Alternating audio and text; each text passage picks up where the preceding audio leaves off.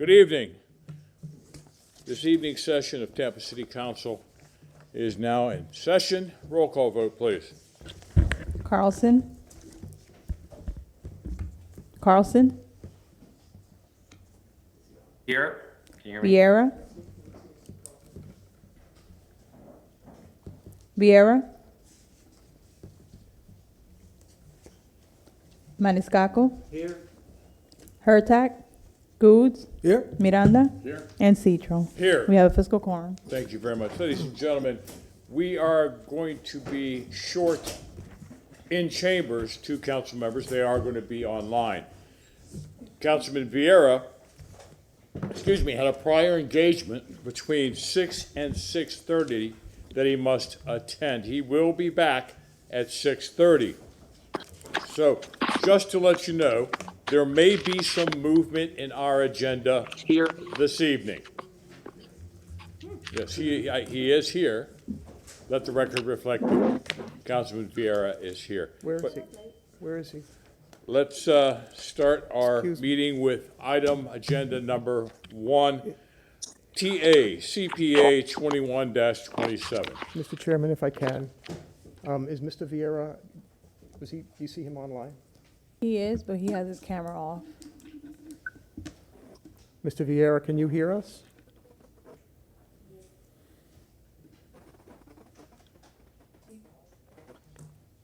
I think he was having internet difficulties during the setup.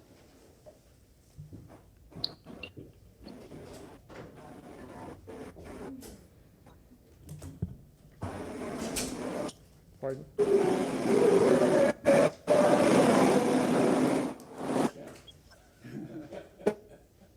There he is.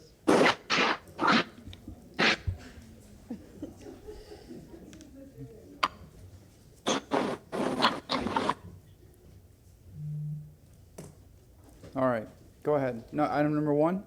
Yes, ma'am. Good evening, council members, Melissa Dickens, Planning Commission staff. This item is TA CPA 21-27. This is the amendment that serves as the 10-year water supply facilities work plan amendment. This is an adoption hearing this evening. You all heard this item back in February at transmittal. One item for the record that I wanted. Ma'am, I apologize. What? Mr. Shelby, I'm sorry. Thank you, Mr. Chairman. I Martin apologize, ma'am. Martin Shelby, City Council Attorney. Tonight's meeting is available to be watched, listened, and viewed on Spectrum Channel 640 and Frontier Channel 15, and on the internet at tampa.gov/live stream. Now, members of the public may participate in the City Council by attending either in person or virtually through video teleconferencing, referred to by Florida statutes and rules as communications media technology. Please be advised that pre-registration is necessary to participate in a quasi-judicial or legislative matter tonight, and also that the instructions are available online at tampa.gov/quasi. And a reminder that in order to participate via CMT, you must have a communications media device such as a tablet or a computer equipped with a camera and microphone that will enable you to be seen and heard by City Council and other participants. For these specific two-way virtual meeting formats, cell phones and smartphones are not compatible, as they will not allow you to share your camera when connected. Also, on the GoToMeeting platform, if you are on the GoToMeeting platform, please be advised there is a chat box. Please do not use that chat box to communicate with City Council members.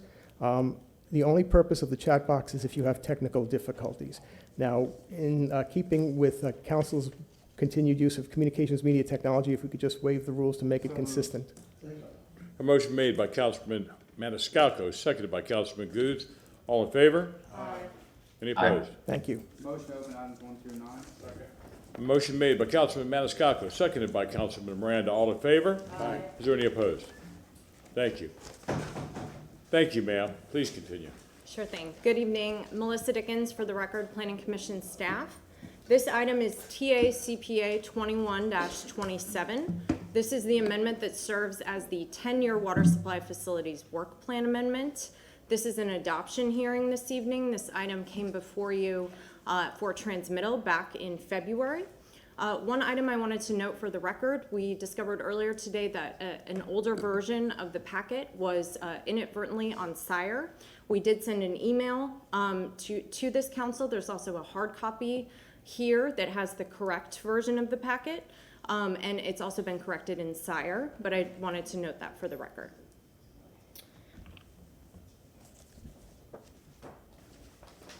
Some background on this amendment, excuse me.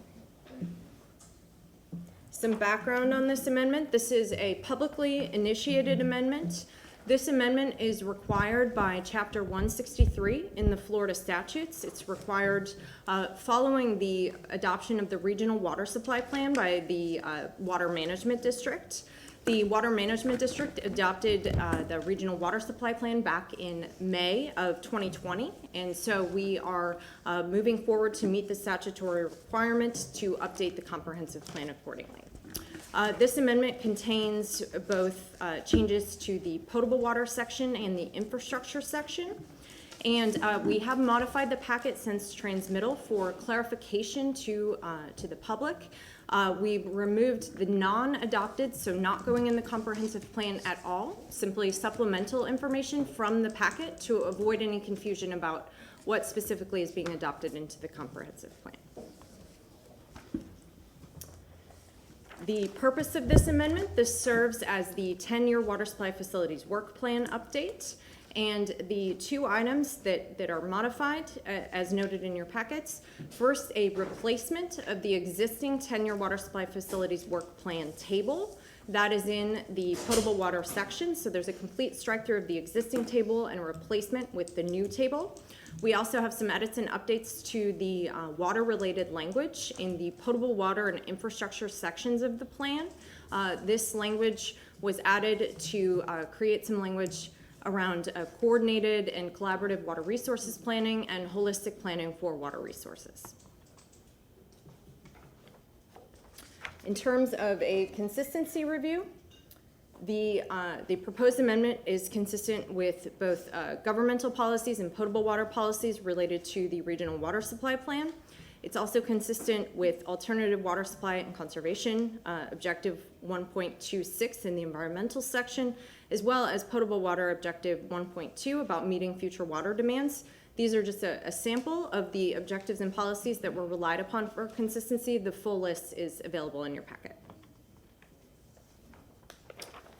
We did provide this amendment to state, local, and regional agencies, including the Southwest Florida Water Management District and Tampa Bay Water.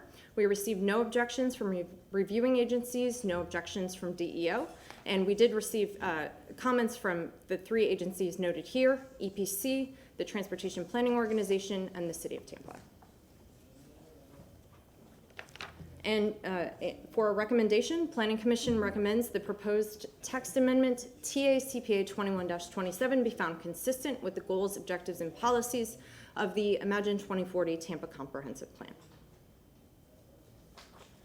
And this concludes my formal presentation this evening. Again, this is an adoption hearing. I'm available if there are any questions. Any questions for staff? I have Is one. it? I'm sorry?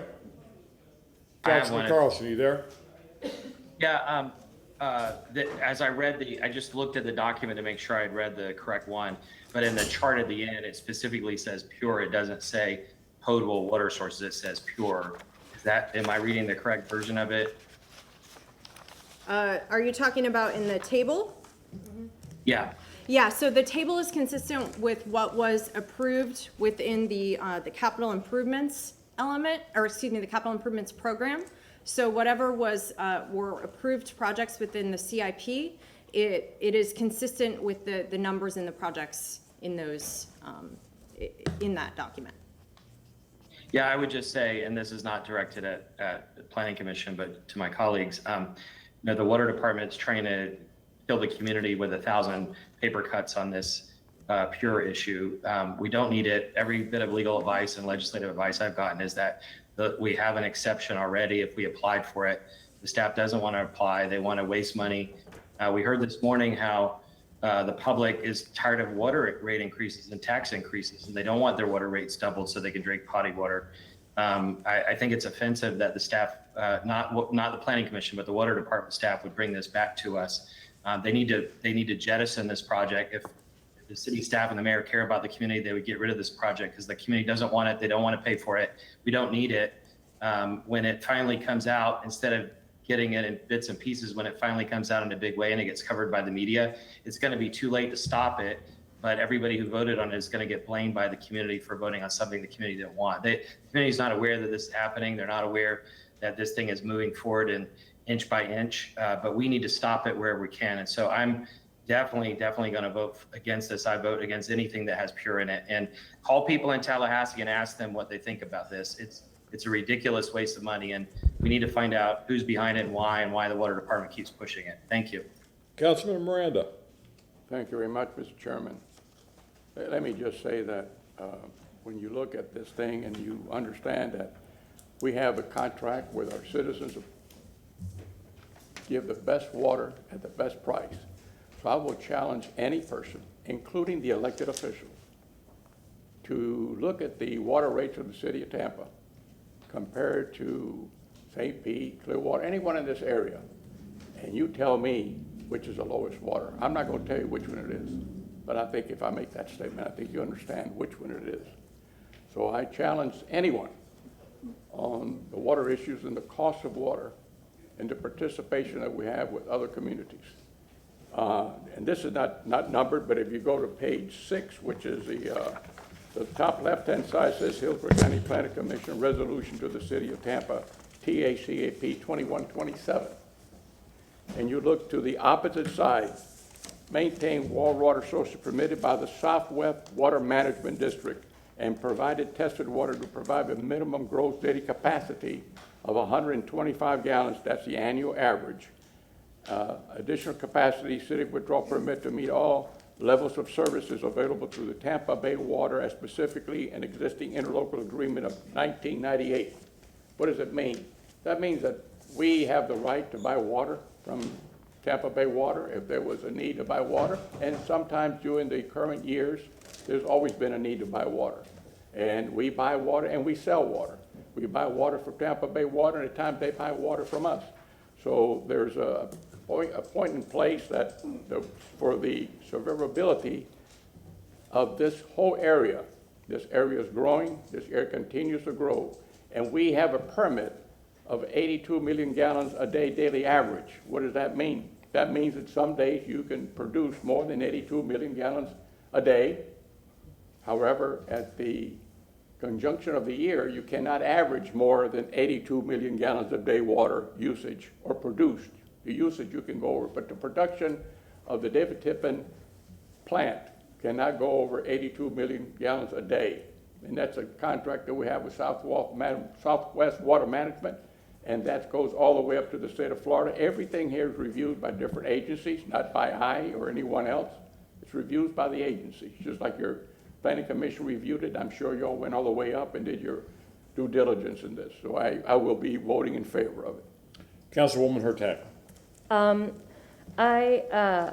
While I do understand that, I also am very concerned about the pure, not because I haven't had enough time to truly study the project from a council member's perspective, but from a neighbor perspective, and what my neighbors and my constituents are telling me is that they're concerned about this. So I'm happy to revisit it later when we're actually talking about pure, but to have this here, it is just a no-go for me.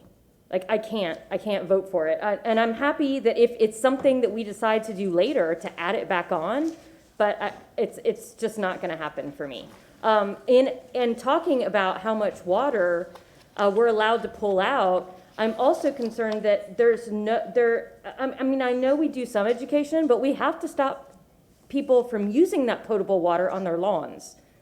We have to do something about that, and I'm not seeing anything that we're doing regarding that in this work plan. Is there any other comments or questions from council to staff? Is there anybody in the audience that wants to speak to agenda item number 1, TACPA 21-27? Seeing none, we have Ms. Jean Strohmeyer on the line. She's not logged on. She is not logged on. No. Move to close? Councilman Goode. You know, since 2019, we've been talking about the Pure project, toward the TAP project. And it's controversial. And I don't think it has been settled. I think we've got studies out now that are going on. So I can see Mr. Miranda's point of knowing what we're doing, but also Mr. Carlson's point of right now, if we're at a stage to where we're got controversy about the Pure project, why is it in this document right now? So I guess that's what my confusion is of why it's there versus if we're not set in stone to do this project, why is it in this document today? May I respond Please. to that? Yeah, so these projects were provided to us by the city of Tampa. And my understanding is that these projects and the funding is consistent with what is in the CIP. So what is in the capital improvement program. So I wanted everyone to know the source of those projects. That the state statute does provide guidance that we should provide all types of water projects for the next 10 years within this particular work plan table. And so a wide variety of water projects are included in that table. Councilwoman Hurtak. Are there any education projects about reducing water use for things like lawns in this?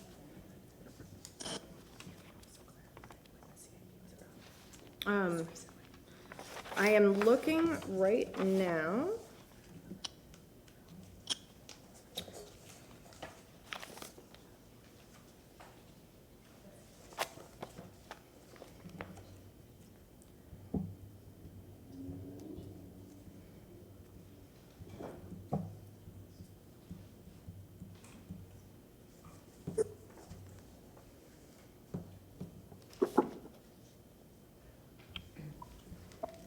Because Ma'am, I'm looking, I don't see any specific education projects. You know, this list is not necessarily completely exhaustive. There may be other education projects that are not specifically reflected in here that may be in other city programs or city documents. This is the document for the comprehensive plan. Yeah. And Mr. Shelby, I'm sorry. And if my understanding is the source of this is the adopted CIP. Yes, sir. So in other words, council actually voted on this when they adopted the budget and the capital improvement plan. That's my understanding. This work plan. The projects within The this work project plan. table? Yes. Not this specific project table, but the projects and the funding amounts. I see. Okay, thank you. Councilman Miranda. Mr. Chair, Go on ahead, Mr. Vieira. speak. Mr. Vieira. I've spoken yet. yes, sir, thank you very much. You know, in looking at this, let me ask staff this. I mean, I think the answer is no, but is there any sort of immediate urgency for passing this where a 1 week delay, you know, to be further briefed on it would somehow prejudice the involved parties? Because I want to make sure that I have all the information before me before I go one way or the other and whatnot. And just, I personally, I didn't anticipate this. And I just want to make sure that I have all the information. That's all, just, you know. I'm sorry, I'm not sure I completely heard the full question for staff. I apologize. Yes, does a continuance of 1 week in any way prejudice any of the involved parties? I mean, I think from planning commission perspective, a 1 week extension would be acceptable. We are under a deadline to get this adopted by the state. So, you know, we want to make sure that we do this forward, and I think Jennifer Malone may have something to add. Jennifer Malone with the Planning Commission. We'll take we're very gracious, and that's great, the 1 week extension. We're just gonna have to send a letter to the Department of Economic Opportunity to let them know that we're still working on this item with the state, because there's a legally mandated timeline that this has to get adopted. Thank you. Councilman Miranda. If I may, that's fine, 1 week is fine with me also, but just to say that Mr. Chuck Gardner, the general manager of Tampa Bay Water, I believe is due to address council either on the 2nd of June or the 9th of June. I'm not certain which week, but he would have that. And the reason, 10 years in any water project, in any city, in any district, in any part of the districts, it's a short period of time because it takes an enormous amount of time to get all the permits, the construction money and everything else to do something. So I'm just saying that when you see the report from Tampa Bay Water, what they're doing, they got a 10, 20 and beyond. So you have to be prepared, especially for the population influx that we're having, not only in Tampa, but throughout the state of Florida. And I'm not opposed to a 1 week. I can't speak for anyone else. Councilwoman Hurtak. I'm not opposed, I just simply don't see that if Pure is not off if it's still on, I'm still a no. Mr. Chair? Is that Councilman Carlson? Yes. Can you hear me okay? Yes, please proceed. Thank you, sir. Yeah, and don't forget, I won't be here next week, so we'll be voting without me, which the water department may like, but if we could put it out for a couple weeks. First of all, we passed a motion 6 months or a year ago to request that staff not put an agenda item before us unless the summary said Pure in it. And I was just looking at the summary of this, and it says potable water reuse, but it doesn't say Pure. And I think that's misleading, and it doesn't follow city council guidelines. So I would say, first of all, from my point of view, it wasn't noticed correctly. And that's not the planning commission's fault, but whoever gave this to the clerk, they should have made sure that we knew that. And if we accidentally, I don't know how the vote was on that CIP, but if we accidentally voted for that and it wasn't on the agenda and it slid it in like this is slid in at the very end, this is like almost the last line in this document. We should be worried, the public should be worried about this. We know there have been transparency issues in the water department. Ms. Hurtak was at her neighborhood association meeting with the head of the water department, got up and laughed when asked if this project would cost several $1 billion. And we know from their own consultants that it will. But then they sent a scathing email to me saying that you should know, and we've informed you that the standard practice in the industry is to only mention capital costs, not total costs over 30 years. Well, first of all, that's not accurate. I've talked to a lot of engineers. It's very misleading. And we need to be honest and open with the public about this project. There's a lot of problems with it. I won't go through here, but we could easily ask the state for an exception based on what we're doing already. The head of sustainability said that the water, although it has impurities in it, is cleaner than the water coming from the Hillsborough River. So we should apply for an exception. The people on the committee and the state have told me unofficially that meets the guidelines of an exception, and that buys us more time. The issue with this is how they're doing it, how they're going about it. They're doing it in secret. They're not communicating with the public effectively. They're not even communicating honestly with city council.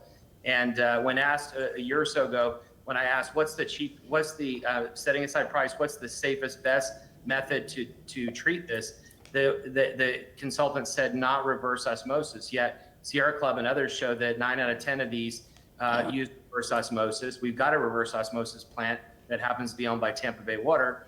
We could easily pipe the water down there, sell it to them, let them do it. But it's not about Tampa Bay Water versus the city of Tampa. It's about why should our ratepayers be saddled with several $1 billion in costs and potentially double their rates. And yes, the rates are low as they presented to us 3 years ago. They're one of the lowest in the state, but that doesn't mean anything to the people that were there this morning complaining that their costs keep going up and up. And even if we only raise it $40 a month, that's still a lot of money for some people. It might mean the difference between medicine and no medicine. And especially for something we don't need. And this is the problem. If you look 20 years if you look 50 years or 100 years in the future, the city of Tampa is not going to need 50 million gallons a day in water.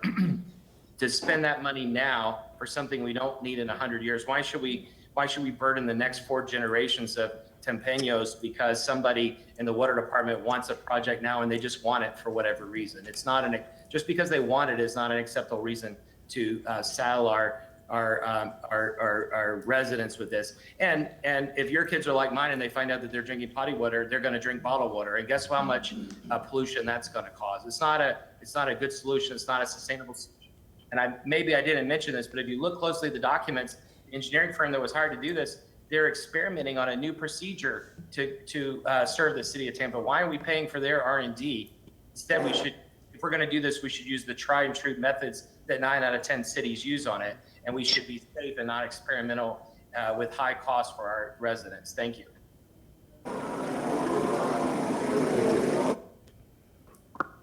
Mr. Chair, may I, Mr. Chair? Yes. Thank you. To the staff, because obviously we want all council members here, including Councilman Carlson, who's obviously very passionate about this, and we respect that. I respect that. Would 2 weeks be okay? Yeah, that would be fine. Thank you. Yeah. Thank you. We have a motion made by Councilman Goose for a 2-week extension on this. Sorry. What? An evening meeting?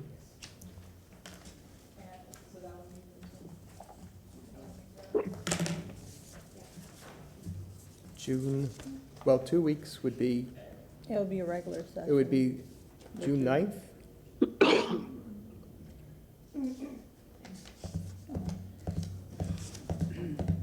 Mr. Carlson, would you, yeah, Mr. Chairman? Please. Mr. Carlson, June 9th, are you here in June 9th? Yeah, that's fine with me. Thank you. And thank you, Councilmember Vieira, for proposing this. Mr. Chair, Councilman Goose. Director Mr. Shelby, since this is a kind of a hot topic item and obviously city staff is not here on the planning commission, I would ask that city staff be here on that night with the planning commission. If that would be appropriate. Would you like that included in the motion then? Yes, sir. We have a motion made by Councilman Goose, seconded by Councilwoman Hurtak. Roll call vote. Hurtak, I'm sorry, the date and time again, please? At, 5:01 p.m. Can we make that number 1 on the agenda? Make it number 1 on the agenda, yes. Okay. Hurtak, Yes. Carlson, Yes. Maniscalco, Yes. Vieira, Yes. Goose, Yes. Miranda, Yes. and Citro. Yes. Motion carried unanimously. Thank you. Agenda item number 2, TA CPA 22-05. Jennifer Malone again with your planning commission. This is a map amendment for Jackson Heights Cemetery. This is part of the parks project where we're trying to take every park on the city's dedicated park list and convert it to a recreational open space future land use. So nothing is changing with the cemetery. It's just on the city of Tampa's dedicated park list and it needs the appropriate land use. So it is located, again, that's the background. Each park is on that dedicated park list and this was city council initiated back in 2019. This is in the Central Tampa Planning District in the East Tampa Urban Village as well as the Jackson Heights neighborhood. Here it is outlined in purple. It's just south of Lindell, north of East Lake. I have some site pictures for you. And then here's the adopted future land use map. It's under the public, semi-public future land use right now. And again, this would just convert it to the recreational open space to be consistent with a lot of the other parks in the city through this work that we're doing to update the map to be consistent with the dedicated park list. It's not changing any of the entitlements because public, semi-public has no limit in density or intensity, and then in recreational open space, it is not applicable. And it is part of this multi-year process, again, provides additional long-term protections recognizing these facilities. So the Planning Commission found this consistent. That is a recommendation I have before you today, and I'm available for any questions. Any questions for staff? Is there anyone in the public for public comment to item agenda 2, TA CPA 22-05?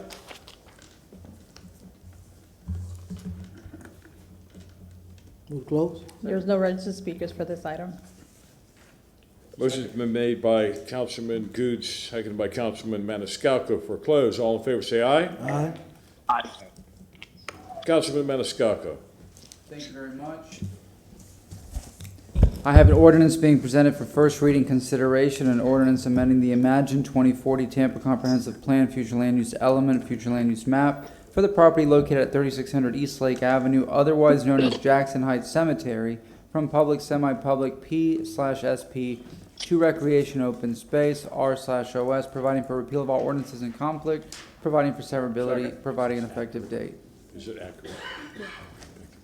Motion made by Councilman Maniscalco, seconded by Councilman Miranda. Roll call vote. Maniscalco, Yes. Viera, Yes. Goose, Yes. Miranda, Yes. Hurtak, Yes. Carlson, Yes. and Citro. Yes. Motion carried unanimously. Second reading and adoption will be held on July 14, 2022 at 9:30 a.m. Thank you very much. Agenda item number 3, file number TACPA 22-04. Jennifer Malone again with your Planning Commission. These are publicly initiated policies by the Tampa City Council to add some cemetery language to our comprehensive plan. This is a transmittal hearing, so this is just transmitting this to the Department of Economic Opportunity. It'll be back before you for adoption later this year. So again, a reminder, at your February 3rd regular meeting, you approved a motion to initiate a plan amendment after this Planning Commission brought you all some research back about cemeteries. An overview, this is going to add 2 new definitions to the comprehensive plan. We have 13 new or modified goals, objectives, and policies. We're adding cemeteries to the description of public, semi-public uses, as well as recreational open space designations. It's defining cemeteries and unmarked human burial. It's also protecting Tampa cemeteries and promoting their preservation and encouraging privately owned cemeteries to be designated in appropriate future land use. It is consistent with our comprehensive plan policies, looking at the area's cultural values and placing a high priority on acquiring and preserving open space. And there's another consistency policy about no parkland shall be diverted to other uses except in instances of overriding public interest. The Planning Commission found it consistent. I also just want to point out we work very closely with city staff on this language. I know Frank Hall is here right now. So this was done in collaboration with City Planning Department and city staff. So that concludes my presentation. Thank you. Any questions for staff? Is there anyone for public comment? No one is registered for this item. Second. Motion moved to close by Councilman Maniscalco, seconded by Councilman Goods. All in favor? Aye. Move to transmit. I was going to get to that, Mr. Shelby, as soon as the vote was approved. We have a motion for transmittal by Councilman Miranda, second by Councilman Maniscalco. All in favor, roll call. Carlson, Yes. Maniscalco, Viera, Yes. Goose, Yes. Miranda, Yes. Hurtak, Yes. and Citro. Thank you very much. Yes. Motion carried unanimously. Mr. Chair, could I just say one thing? Councilman Carlson. Thank you. Just thank you to all the staff and everyone and whoever proposed this. Just a really important thing to move forward. It seems like a quick decision, but considering all the issues regarding cemeteries and how they were used or misused, this is a really important thing to have passed. So thanks, everybody.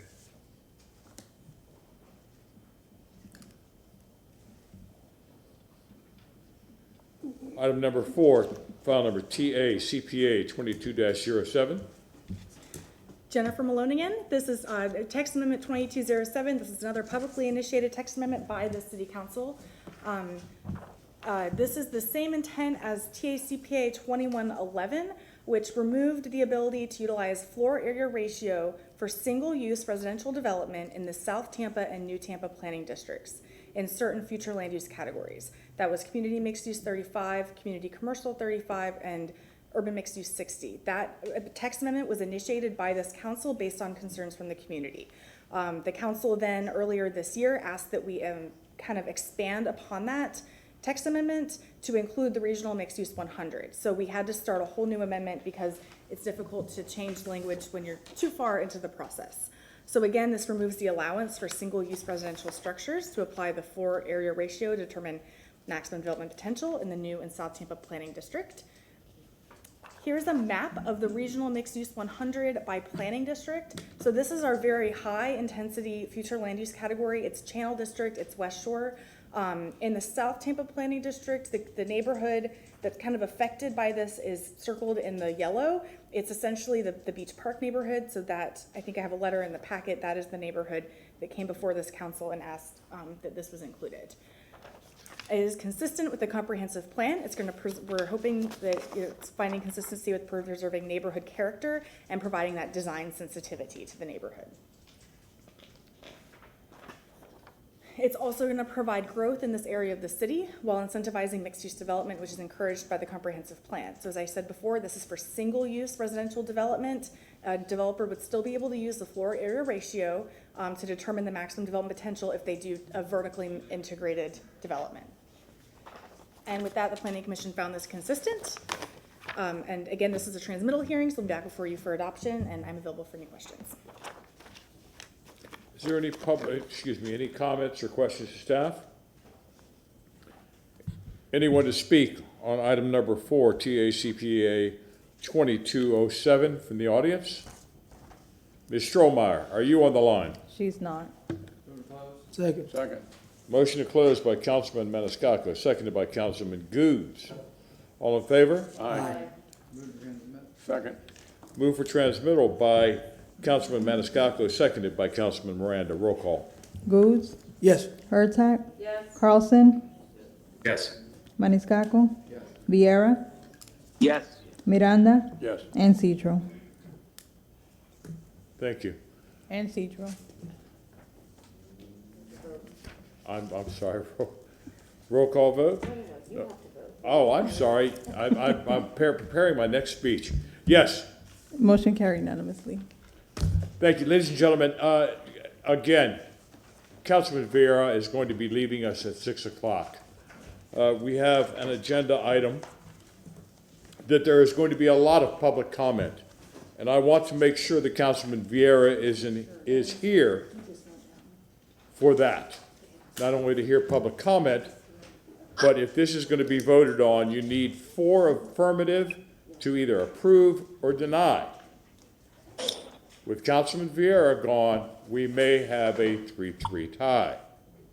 So I hope you understand when I say that we're going to hear agenda item number 7 next.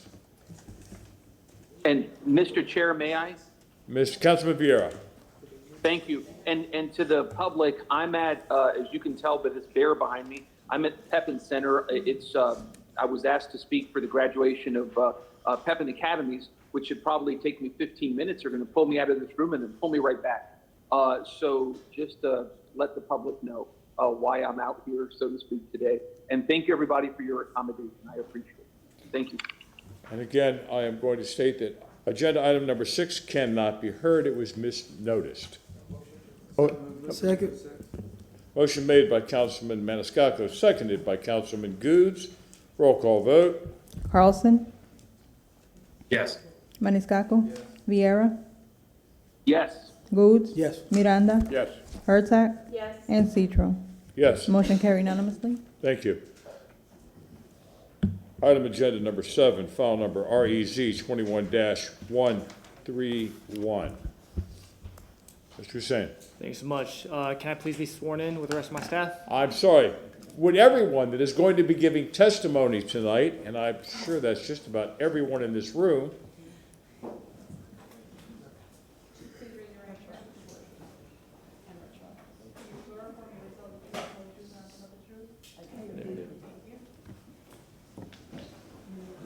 thank you. Oh, thank you. Thank you so much, Zane. Thank you so much, Zane Hussein, Development Coordination. Agenda item number 7, case REZ 21-131. This is being heard for first reading consideration at the location 1715 West Powhatan Avenue. Proposed rezoning from RS 60 residential single family to RS 50 residential single family. No, it's not right. Oh, I'm sorry. I'm sorry, number 7. Sorry. Let's go back. Agenda item number 7, case REZ 21-131. This being heard for first reading consideration at the location 5406 North Pershing Place. A proposed rezoning from RS 50 residential single family to PD planned development residential single family detached. Now pass it along to our planning commission. Jennifer Malone. This is located in the University Planning District. It's a level C evacuation zone. River Shore Drive Park is approximately 1 block to the north of the site. That's the closest public recreational facility. There's a transit stop about 430 feet to the southeast of the subject site at the intersection of North Lee Place and West Hillsborough Avenue. Just gonna zoom out. Hopefully I don't, okay, there we go. So this is just located just north of West Hillsborough Avenue. It's south of the river along North Perishing Place. The future land use of the subject site is residential 10. We're very close to West Hillsborough Avenue, so it's immediately adjacent to this pink color. These are the community mixed use 35, which allows commercial uses. So we see how close this lot is to those the lands designated with the allowance of commercial uses, and we see that all along West Hillsborough Avenue. The orange is residential 10, so that's the predominant future land use designation in the neighborhood. So we've reviewed the application, and Planning Commission staff found no adverse impacts to the surrounding neighborhood. We did find that the average density of the street is a 5.73 dwelling units per acre. So that's approximately 57% of the allowable density planned for under the residential 10 future land use designation. So the request proposes those 2 single-family units at an overall density of 7.3 units per acre. So the proposed density is consistent with what we're trying to achieve under the residential 10 future land use category that really calls for 10 dwelling units an acre, if at all possible. So again, the comprehensive plan supports this policy direction, and the plan's housing policies, which encourage new housing on vacant or underutilized land to ensure that an adequate supply of housing is available to meet the needs and preferences of Tampa's present and future population. So the proposed rezoning supports the plan. It would not alter the character or development pattern of this portion of the Riverbend neighborhood. That concludes my presentation, and I'll be here for questions. Thank you. Any questions for staff? Petitioner. Thanks so much. Zain Hussein, Development Coordination. Case REZ 21-131, the location 5406 North Pershing Place. Proposed rezoning from RS50 residential single family 50 to PD planned development. This to allow for the property to have 2 residential single family detached houses. I've shared the overhead aerial. As you can see, the property, let me zoom in a little bit. You can see the property right here outlined in red. There are 2 lots, Lot 2 and Lot 3, for approximate 0.28 acres or 12,000 square feet total in size.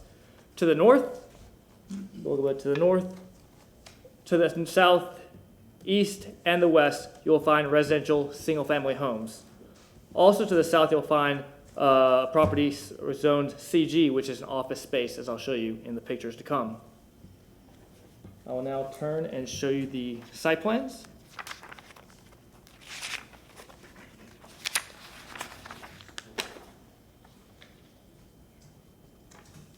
As you can see, the 2 proposed structures on site. The proposed structures have a maximum height of 27 feet in height, with setbacks at 7 feet to the north, 7 feet to the south, 20 feet to the east, and 43 feet to the west. Parking, there's required to have 2 public parking spaces, and 4 are being provided. All access to the site is from North Pershing Place to the east. I'll now go ahead and share the proposed elevations. As you can see, the elevation to the east.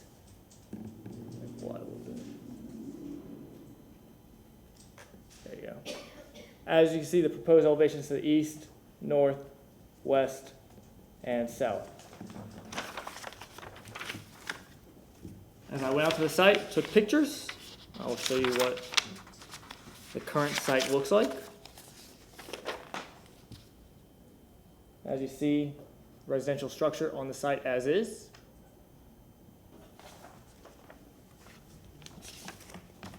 Adjacent to the site to the south, you'll see the commercial office that we talked about.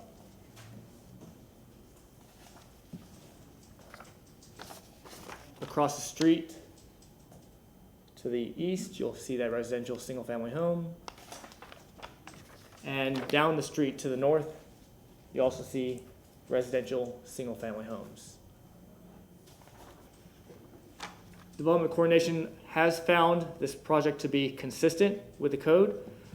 Staff has provided a revision sheet for the applicant to provide between first and second reading if approved by council. I'm here for any questions if needed. Mr. Chairman, Any questions to staff? Mr. Chairman, Councilman Goods? Zane, put the first picture back of the residence that's currently there. The current residents?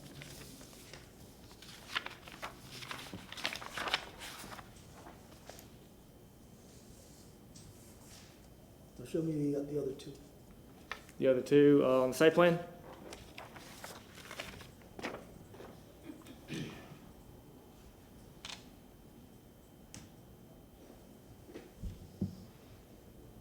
Zoom in a little bit for you. That's good, Zane.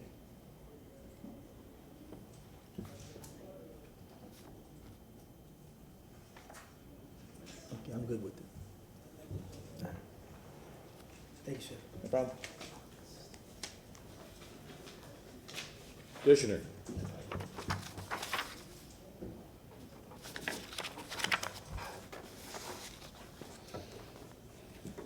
Buenas tardes. Buenas tardes. I'm translating for her. My name is Milady. Please give us your name and your address. Milady Guevara Lorente, the address 5406 Paging Plat in Tampa, Florida 33603. Can you both share the podium so we can hear both your voices? Mr. Shelby? And your name, sir? Joel Torres. I'm translating for her. Do we have to, So we're trying do we have to to, swear the translator? As well? Have you both been sworn in? yeah, we're sworn. Yeah, we're, it's for 5406 If you North. can, I'm sorry, Ms. Wells. Oh, sorry. I don't mean to interrupt, but Kate Wells for the record, if he's translating, then she needs to testify and he needs to translate rather than testifying on her behalf. Correct.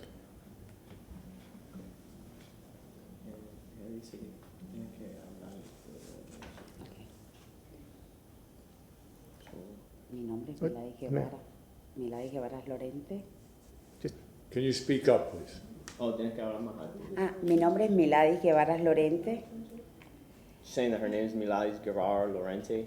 y estoy aquí sobre la propiedad 5406 She's here for the property address 5406 North Pershing Place, en el Tampa, Florida 33603. Tampa, Florida 33604. Okay, and why does she need this change in this property? Dice que por qué tienes que estar haciendo la propiedad. If you could speak, Para a ver si nos dan el permiso para hacer dos propiedades, dos casas. That she wants to divide the lot so she could be able to build two houses. And the reason, were you going to read something off for her? No. Okay, and the reasoning that she needs to divide the lot. Can you both speak up, please? speak, Oh, so, scoot up. just- Dice porque qué es la razón. para tu excuse me, debilidad. sir, if you could just, when you speak, just say it loud enough so that the people can hear it in Spanish, so it's also recorded in Spanish. Okay. Oh, okay, sorry. That's okay. La hija de la señora Rosa quiere construir una casa para su mamá y ella está más cerca al lado, otra para ellos.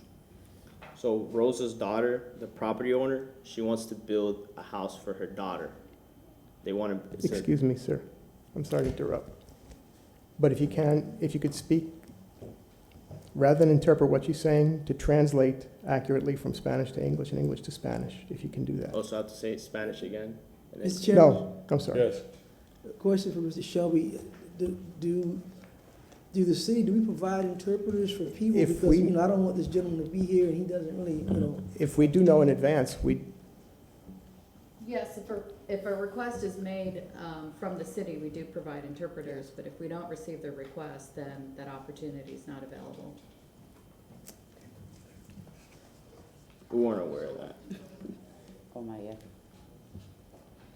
Dice que tiene que tener alguien de traducir.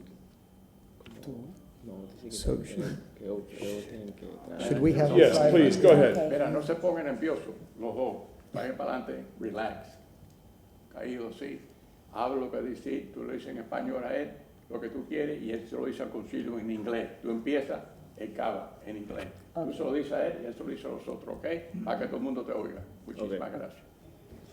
Councilman Miranda, will you What just I explain told to him the was audience? relax, take a deep breath, for her to say what she wants to say in Spanish, and as he gets it, he will translate to us in English. Just for the record. Thank you, Councilman Miranda. Sorry about that. We've never done this before. It's first time. La señora Rosa, que es la dueña de la propiedad, quiere hacer dos casas, su hija, una para ella y una para ellos. The property owner, Rosa Pardo, wants to build two houses on the property, one for herself and one for her daughter. So that's why she wants to divide them in two.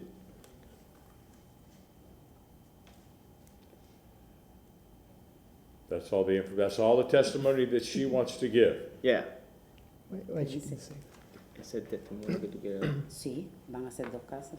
Yes. Any questions from council? Miss-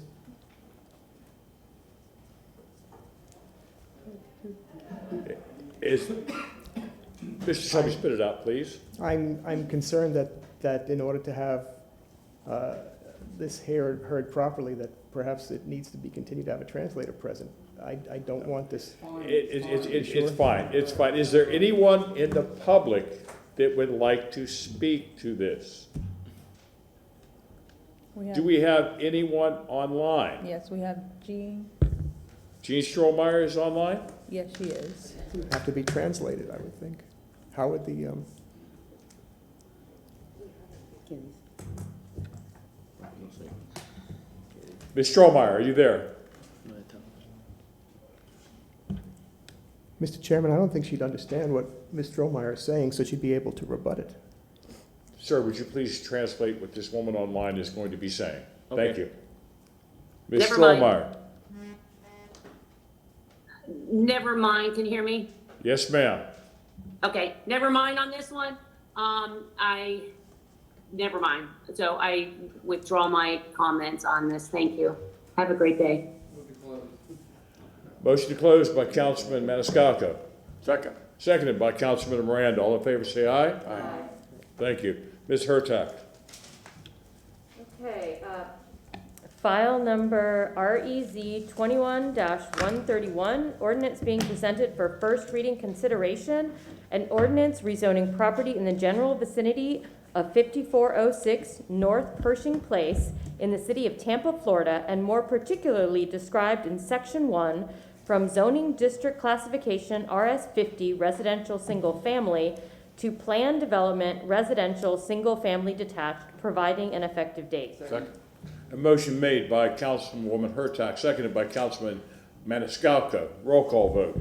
Hurtak, Yes. Carlson, Yes. Maniscalco, Yes. Viera, Yes. Goode, Yes. Miranda, Yes. and Citro. Yes. Motion carried unanimously. Second reading and adoption will be held on July 14, 2022 at 9:30 a.m. Thank you. Thank you. Thank you. Let him explain to her when the second reading, senor. Ma'am? Sir, can you explain the dates for the second reading? For the second reading? Yes, Which can you is please July, repeat the second reading time? Do you have something to write? second reading is July 14, 2022 at 9:30 a.m. Do you have something to write that down with, sir? Let me tell him in Spanish. Can I tell him in Spanish? No, in Spanish, please. El segundo juicio es el día Junio 14 de julio a las 9 de la mañana aquí. 9:30, a las 9:30 de la mañana aquí, ¿ok? En este mismo sitio, mismo cuarto, todo aquí. What I'm saying is that the second hearing will be held on July 14th at 9:30 in the morning, same room. Okay, thank you. And you told her? And she should be present at that time. Okay. Que tienen que estar aquí. Thank you. Mr. Chairman, question for Ms. Wells, since this was again, sometimes we don't know to know. Luckily, this was kind of easy for us because it could have been complicated. Is there anything on our forms or when people apply, if they need interpreters or ask the question? There's information on the city's website. There's also information on the Good Neighbor notice that goes out. So, I can get with staff and see if there's another way to get that information out to applicants. But similar to you, unless they tell us, we don't know, and we're not in a position to have a translator available at every evening meeting. That's just not a cost we can incur. I understand. July 14th. Councilwoman Hurtak. I agree with Councilman Goots. Maybe there can be a checkbox somewhere, because we also experience this a lot on the Variance Review Board. So Eric Cotton is in the audience. I'm sure he's paying attention. Yay, thank you. There he is in the Thank back. you. Okay, I think he'll make note of that for us. Now, the Agenda item question- number 8. What? So, the actual second reading date should be June 16th. Excuse me? They're gone. Are they here? So it should be June 16th, 2022, at 9:30 a.m. No, I know. Did you want to see if you, I don't think you can. Hurry, son. It's not going to happen. That's why I was wondering. I'll send them an email tomorrow morning, so. All right. They'll also confirm in writing, hey, you have this day, this time. All right, so he's gonna take care of it. I'll take care of it for you. So could we have that again, please? How's that? For item REZ 21-131, second reading will be held on June 16th, 2022, at 9:30 a.m. And also, I would need to correct the, I don't think that, I'm concerned about that because he wrote that date down. And that was communicated by Councilmember Miranda. I can contact the applicant and advisor. I mean, they can be found. I mean, they're not gonna leave the city. And I also No. need to correct item number 2, which is Oh, no. TA/CPA 22-05. The second reading for that will be June 16, 2022, at 9:30 a.m. Item number, Number 2. June 16th. Correct. This is not.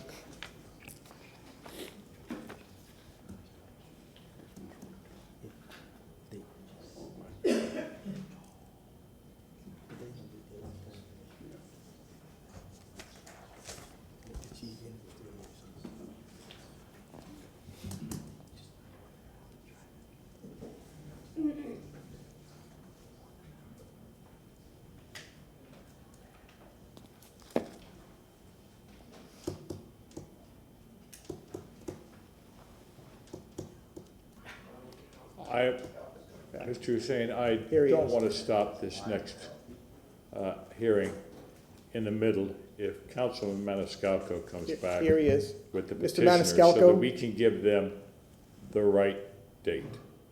I agree. Councilman Maniscalco, did you find the petitioners? I chased them, I got them, and I gave them the right there. Thank you. Did you really? Yeah, I got them. So let's get that matter before we enter into. Ms. Michelle, we will have the right dates for the next few. Yes, we will. Thank you very much.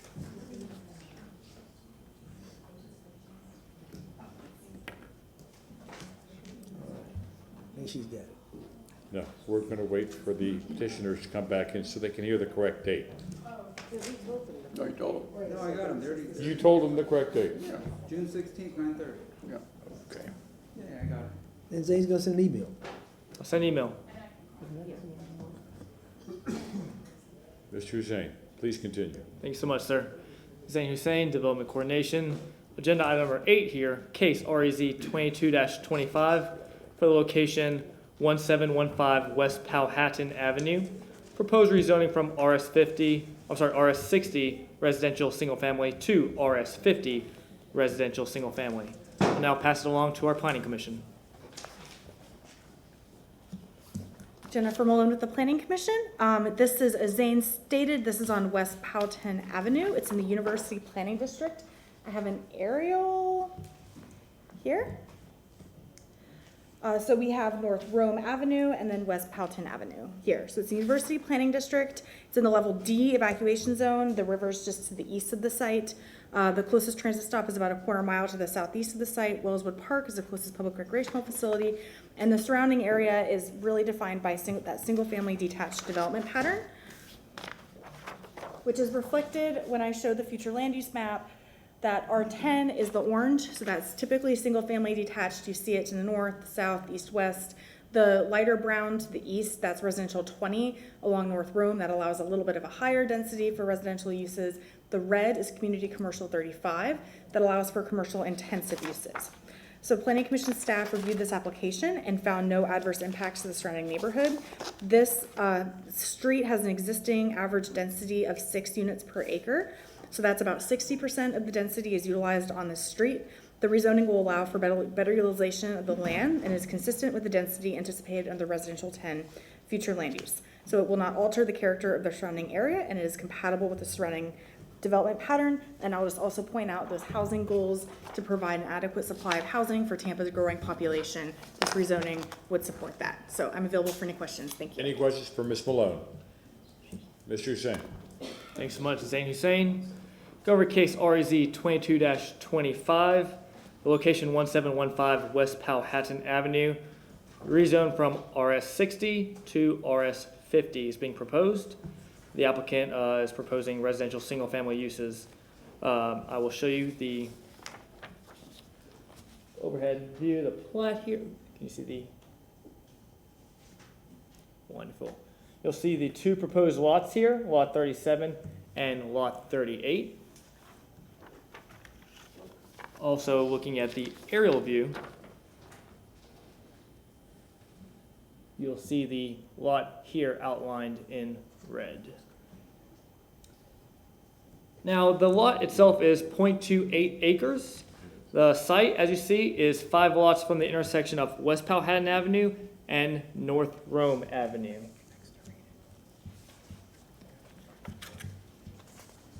To the north, west, south, and east of the site, the parcel is surrounded by RS60 residential single family. The properties are all developed in the adjacent area as single family detached uses. I'll now show the compatibility matrix. As you see the site here, outlined in black and hatched, you'll see the surrounding area. Now, staff has done their analysis by the map that was provided by our right-of-way and mapping department. Staff identified that 35% of the lots in the studied area, 70% of the subject block, 35% of the block of West Powhatan Avenue, and 72% of the block face are with widths of 59.99 feet or less. This being said, staff finds the proposed request to be consistent with the existing development pattern of the overall study and block face.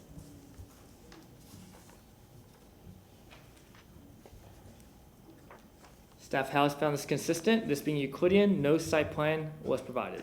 I'm here for any questions if needed. Any questions for Mr. Hussein? Petitioner.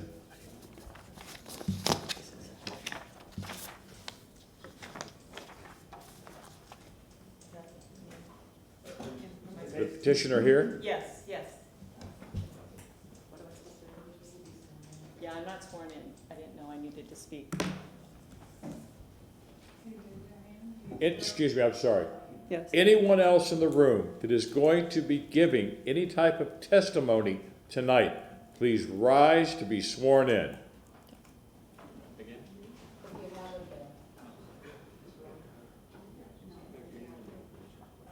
Thank you.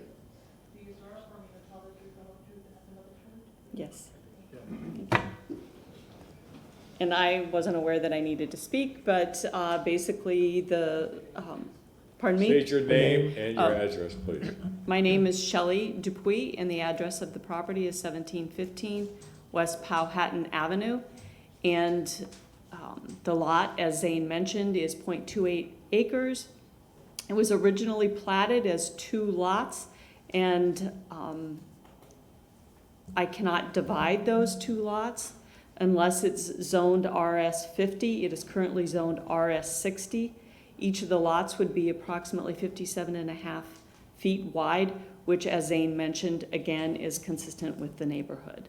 So that's what I am asking you to do. Any questions for the petitioner? Is there anyone in chambers that would like to give testimony?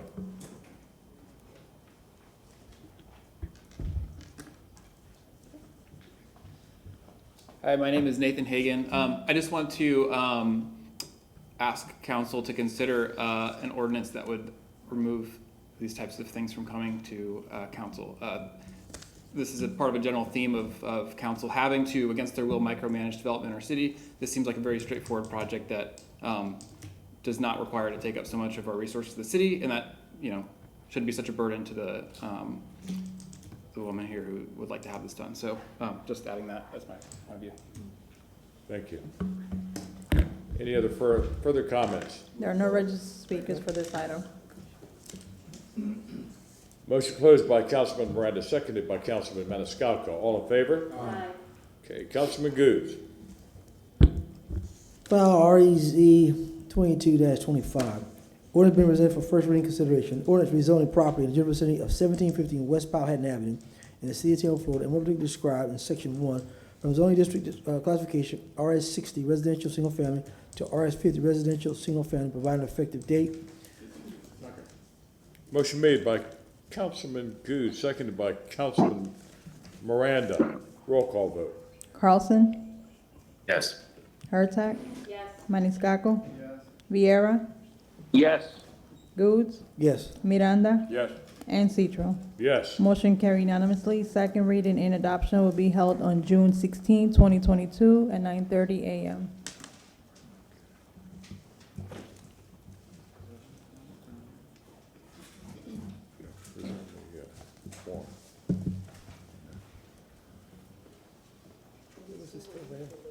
Yes, and I was just going to ask that. Thank you, Councilwoman Hurtak.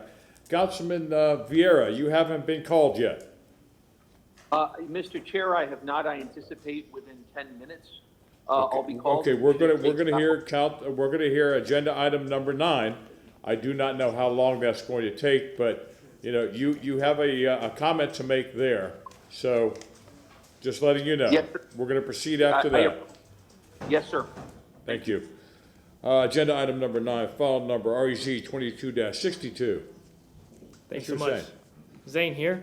Location 2408 North Himes Avenue and 3604 Beach Street and 3606 Beach Street. Proposed rezoning from RS50 residential single family to RM16 residential multifamily. I'll now pass it along to our planning commission.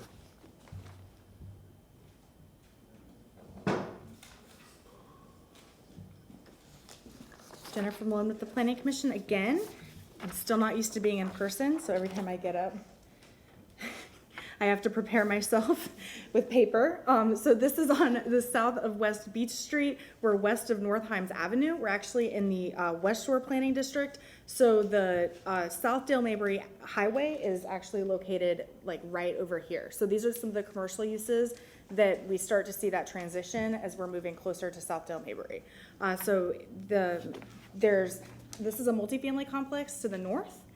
This street is developed with like a mixture of housing types, but it's interfacing this large multifamily development right to the north. And then this is single family detached on the other side of South Himes. It makes that transition.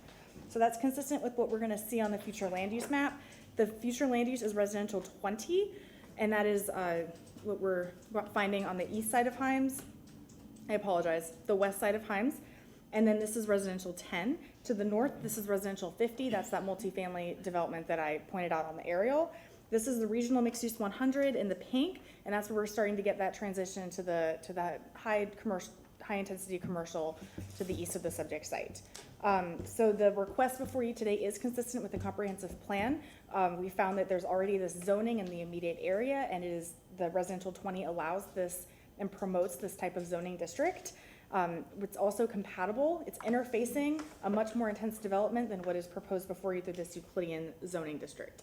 Again, I'll remind council about the consistency with the city of Tampa, the comprehensive plan's housing policies to provide an adequate amount of housing to serve Tampa's growing population. So that concludes my presentation. Thank you. Any questions for Ms. Malone? Ms. Hussein? Thanks so much. Zane Hussein, Development Coordination. Go over case REZ 22-62. I will show you the aerial view of the subject site.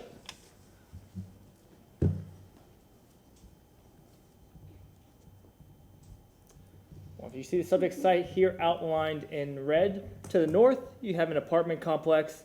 To the west you have residential single-family homes. To the east you also have residential single-family detached homes, and also to the south you have residential single-family detached homes. The site overall is 20,394 square feet in size. There's currently a residential single-family house on it, as I'll show you in a picture coming up. And the site is located at that southwest intersection of North Himes Avenue, running. And if I may, Mr. Chair, I'm being pulled away, excuse me. I'll be back. Thank you. Okay. Running north and south, you have North Himes and Beach Avenue running east to west. Going to the plat, as you'll see the three subject sites, site 1, 2, and 3, along Himes. And as I went out to the site, you'll see the current state of the site, having that residential single-family home on there with the public notice sign in the front. To the west of the site, you'll see more of those residential single-family homes running east to west.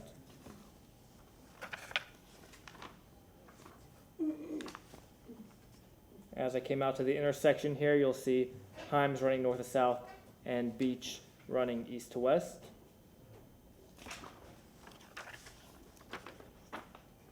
More to the east here, you'll see those residential single-family detached homes.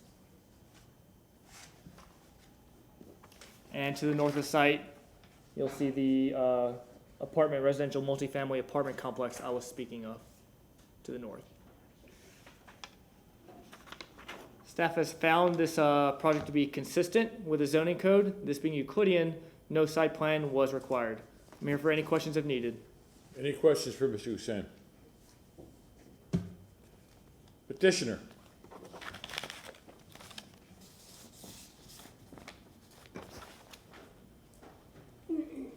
Good evening, Mr. Chairman, council members. Todd Pressman, 200 2nd Avenue South, number 451 in St. Petersburg. Both staffs are in support.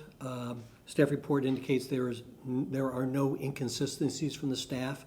I do have a short PowerPoint. I can hold on that if you like. See if any citizens here. We've not heard from any citizens. There's been no calls or emails of any kind that we're aware of. That's your decision if you want to present it or not. It's short. I'll run through it real quick, sir. We can pull that up, please. The request is from RS50 to RM16. The future land use is R20, so we're matching that category. Staffs are in support and find it consistent, as you can see from all the different departments as well. Planning Commission notes it's consistent, the density is compatible, will not alter the character. I would make one, I think it's a correction from Zane, is that to the west is zoned RM16 and is an air conditioning shop. Located on Himes, north of I-275. To the north is a very large multi-family apartment zone, the 26 units per acre. That's directly across the street. This is the existing site. These are the apartments across the street. So you can see we're going to be very compatible in that respect. This is the existing home on the site that will be raised and a new project put in. And it's a multi-family, small multi-family proposed for the site. Happy to answer any questions you might have, sir. Any questions for the petitioner? Is there anyone in the audience who would like to speak to this? Sir, come on up.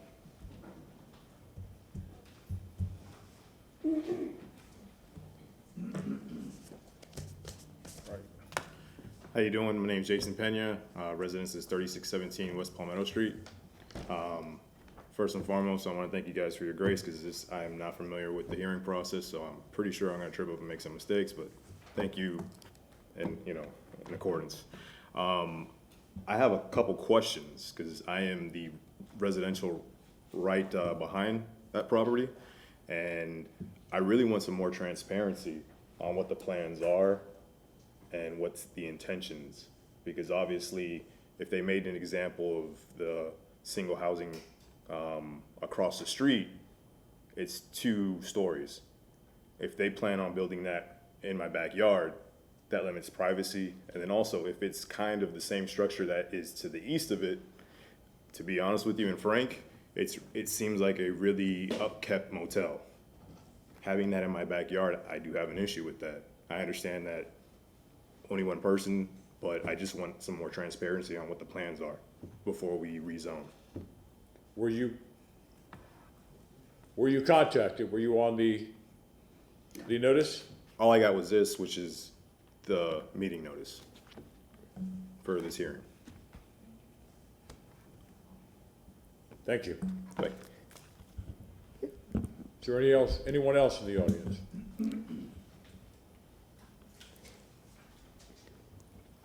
My name is Nathan Hagan. The last speaker, I'm sure, is very nice, and I have a lot of respect for him, but I don't believe that neighbors get to say no to new housing in Tampa. It's not a veto just because you live next door. I implore the developer to be respectful to their neighbors and be a good citizen and contribute to the community. But I hope this project is not vetoed because it's for the reasons that were stated by the previous speaker. Thank you. Thank you. Anyone else in the audience? And we have no one online. No, the person showed up in person. Any rebuttal, Mr. Pressman?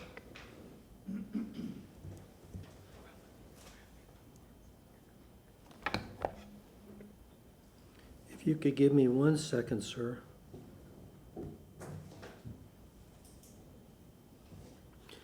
Mr. Chairman, what's proposed is a small attached townhome.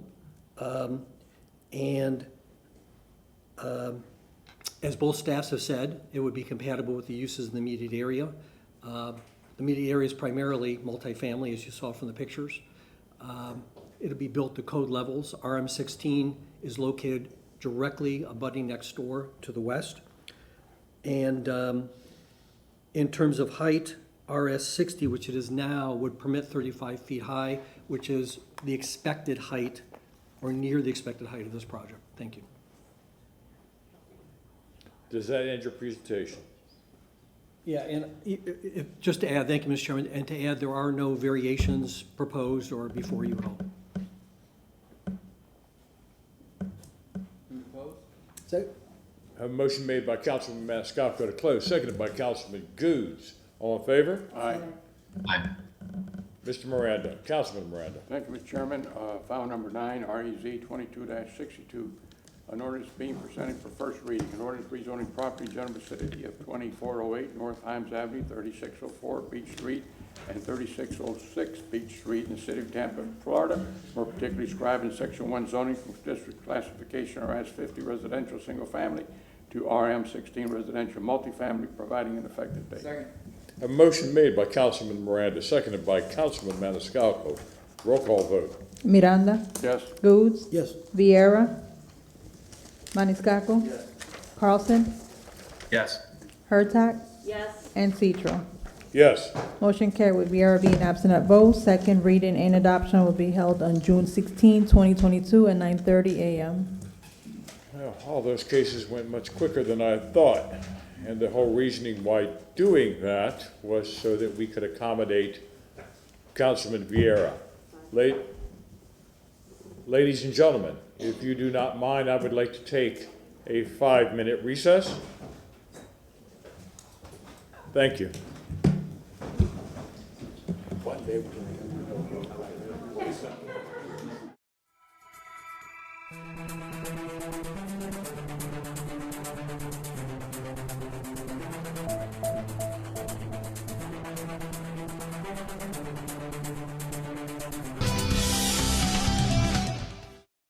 City Council evening session is back in session. Roll call. Carlson. Vieira. Wait a second, is Carlson here? Maniscalco. Here. Hurtak. Here. Goose. Here. Miranda. Here. And Citro. I We believe have- Councilman Carlson is here. Councilman Carlson is Carlson? now here. He is on. Councilman Vieira, can you hear me? He's not on. Councilman Vieira.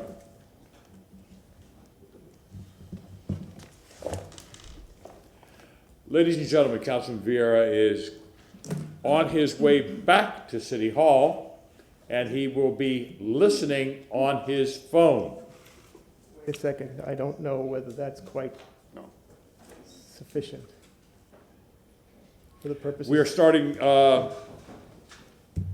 agenda item number 5, file number AB 12120.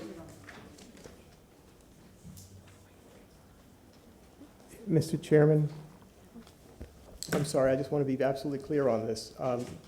Is Council Member Vieira, did he respond to the roll call? No, he didn't. Then it We're would, we're gonna start this. Yes. We're gonna start this, okay? very well. Thank you. But- We're gonna start this, and when he comes through the door, you can tell him what you think, but we're gonna start this right now. Understood. Thank you. And again, we have 6 council members, 5 in chambers, and 1 Councilmember Carlson is virtual. Thank you. Good evening, Mr. Chairman and members of City Council. For the record, Susan Johnson-Velez, Senior Assistant City Attorney. Item number 5 is on tonight's agenda based upon a special magistrate's recommendation from a request for relief filed by Maya Tampa LLC and 1202 Franklin Holdings LLC pursuant to Section 70.51, otherwise known as the Florida Land Use and Environmental Dispute Resolution Act. I want to make just a few brief comments before providing the history of this application and the details of the proposed settlement. So unlike the other applications that you've heard this evening, anytime City Council considers a settlement proposal, your role is legislative and allows Council to consider items outside of the city's land development code and comp plan, including but not limited to the impact and public interest resulting from the proposed settlement. After I conclude my presentation, you will hear briefly from Attorney Scott Steady, who is retained by the city and Maya Tampa to be the special magistrate for these proceedings. Once Mr. Steady confirms the mediation process that we followed and his recommendations, you will hear from city staff, you'll hear from the applicant, members of the public, and then the applicant will have an opportunity for rebuttal.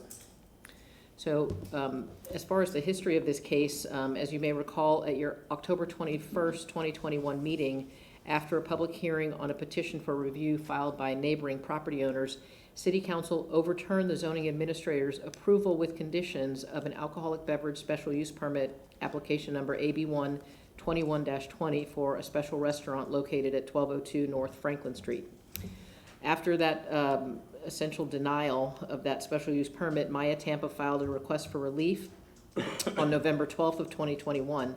And in the request, Maya Tampa asserted that the city's denial was unreasonable and unfairly burdened its use of the property.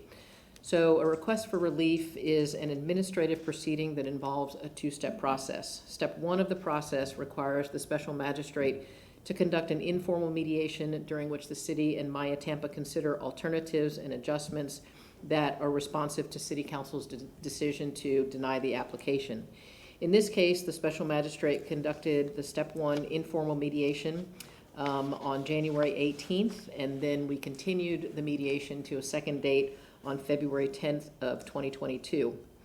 Members of the public were invited to and attended both of these mediation sessions, and at the conclusion of the February 10th, 2022 mediation, we were able to identify revised conditions that we believe sufficiently address the issues raised at the October 2021 hearing, and we agreed to cooperate in finalizing the site plan that is before you this evening.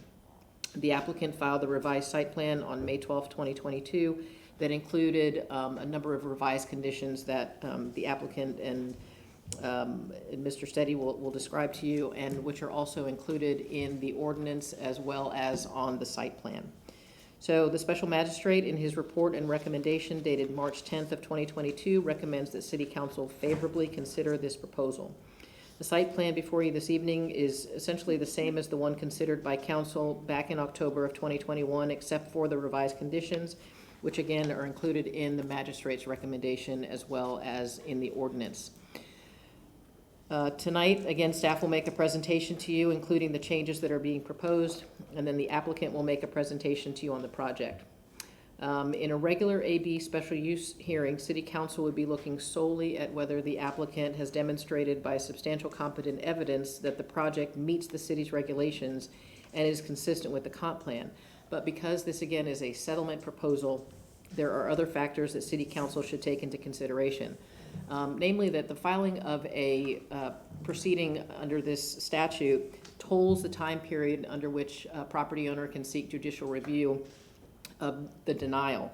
And so the applicant could still file a petition in circuit court seeking a review of City Council's denial. So you should take into consideration, the fact that this settlement could avoid the substantial costs that often are attended with court proceedings.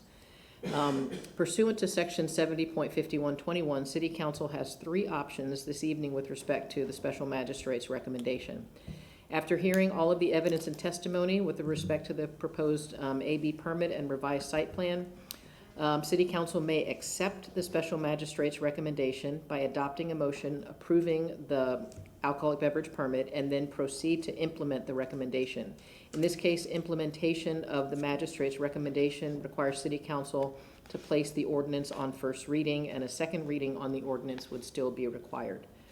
If City Council, on the other hand, determines that Maya Tampa has failed to meet its burden, and after taking into consideration the other relevant matters that I've described to you this evening, then City Council may reject the special magistrate's recommendation.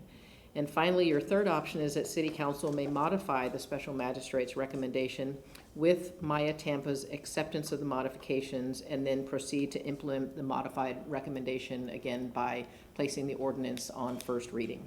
So I'd be happy to answer any questions you have at this point.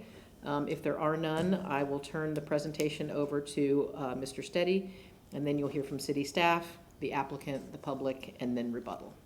Any questions for Ms. Johnson-Velez?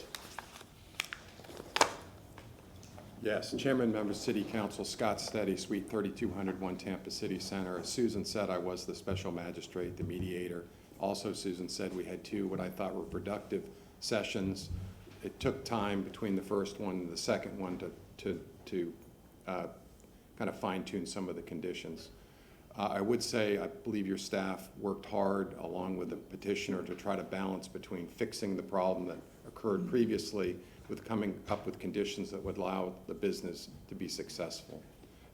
There were residents and neighbors that participated. I think they did affect the final conditions, but I understand they're here today and perhaps will identify some more concerns. But with that, based on the mediation that occurred and the efforts that were made, I recommend the City Council consider and approve the revised conditions. And Susan mentioned I'm not going to go through the conditions. I'll let Eric go through the conditions and or the petitioner to save time. Thank you. Any questions for the magistrate? Thank you.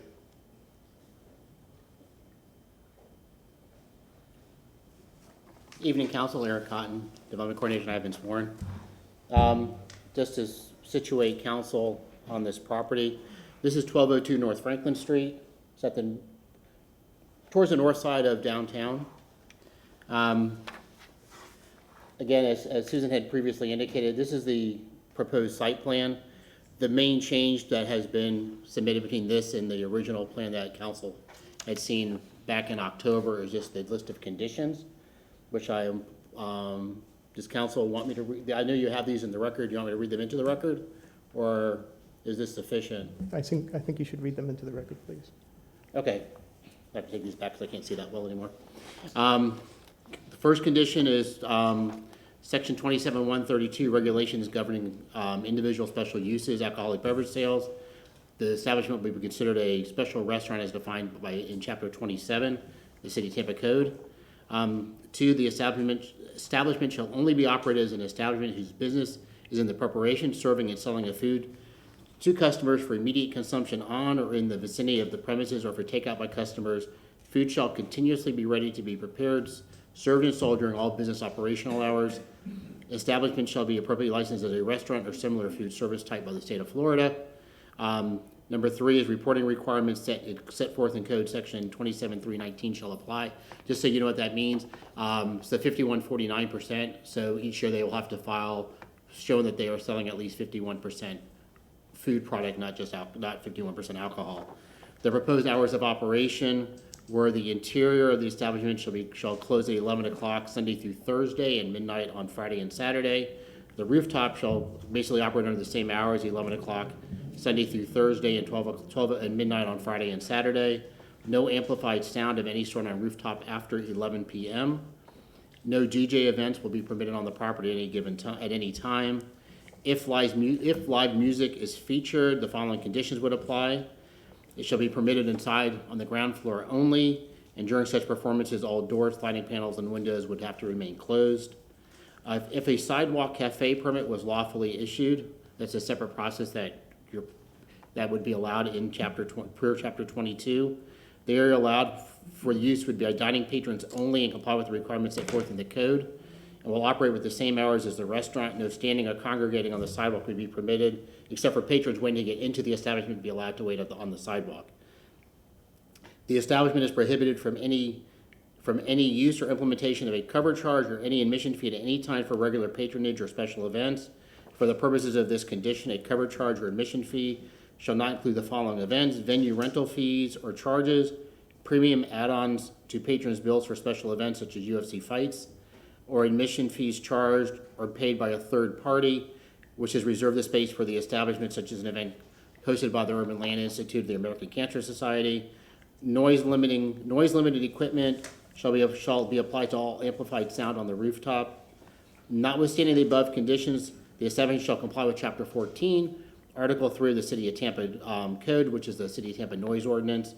In the event of a conflict between these conditions and the City of Tampa Noise Ordinance, the stricter standard shall apply. And finally, the establishment shall operate as a special restaurant and not a bar or lounge or nightclub as defined in Chapter 27-43. Any questions for Mr. Cotton? All right, thank you, Council. Petitioner. If we could have IT help pull up our presentation, please.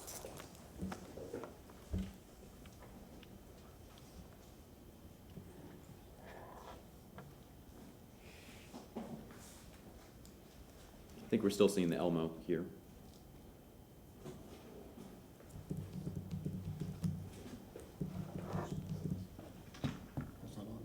Let's see. There you go.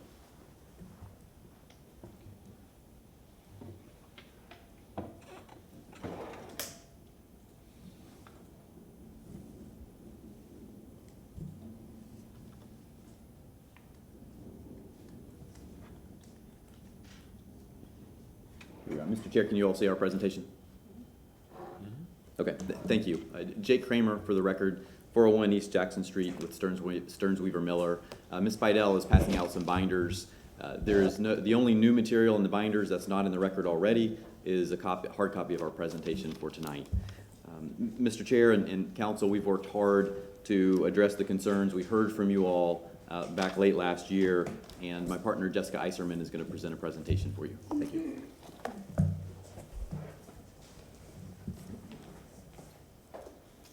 Good evening, council members. My name is Jessica Iserman. My address is 401 East Jackson Street, Suite 2100. With us today is Cynthia Spidel, an AICP certified planner. Also with us today is Gary Ubelhoer, who is our noise expert. So in the event you have questions with respect to noise, we can bring him up. I'd first like to thank staff and Mr. Steady. I believe we've worked long and hard, and this might be the hardest earned special use permit that staff has worked on. Let's see.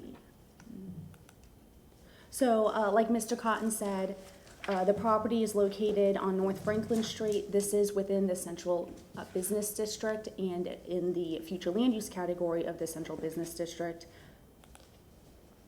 And as Ms. Johnson-Velez indicated, there are 3 options available to you tonight. You can approve the report and recommendation of the special magistrate.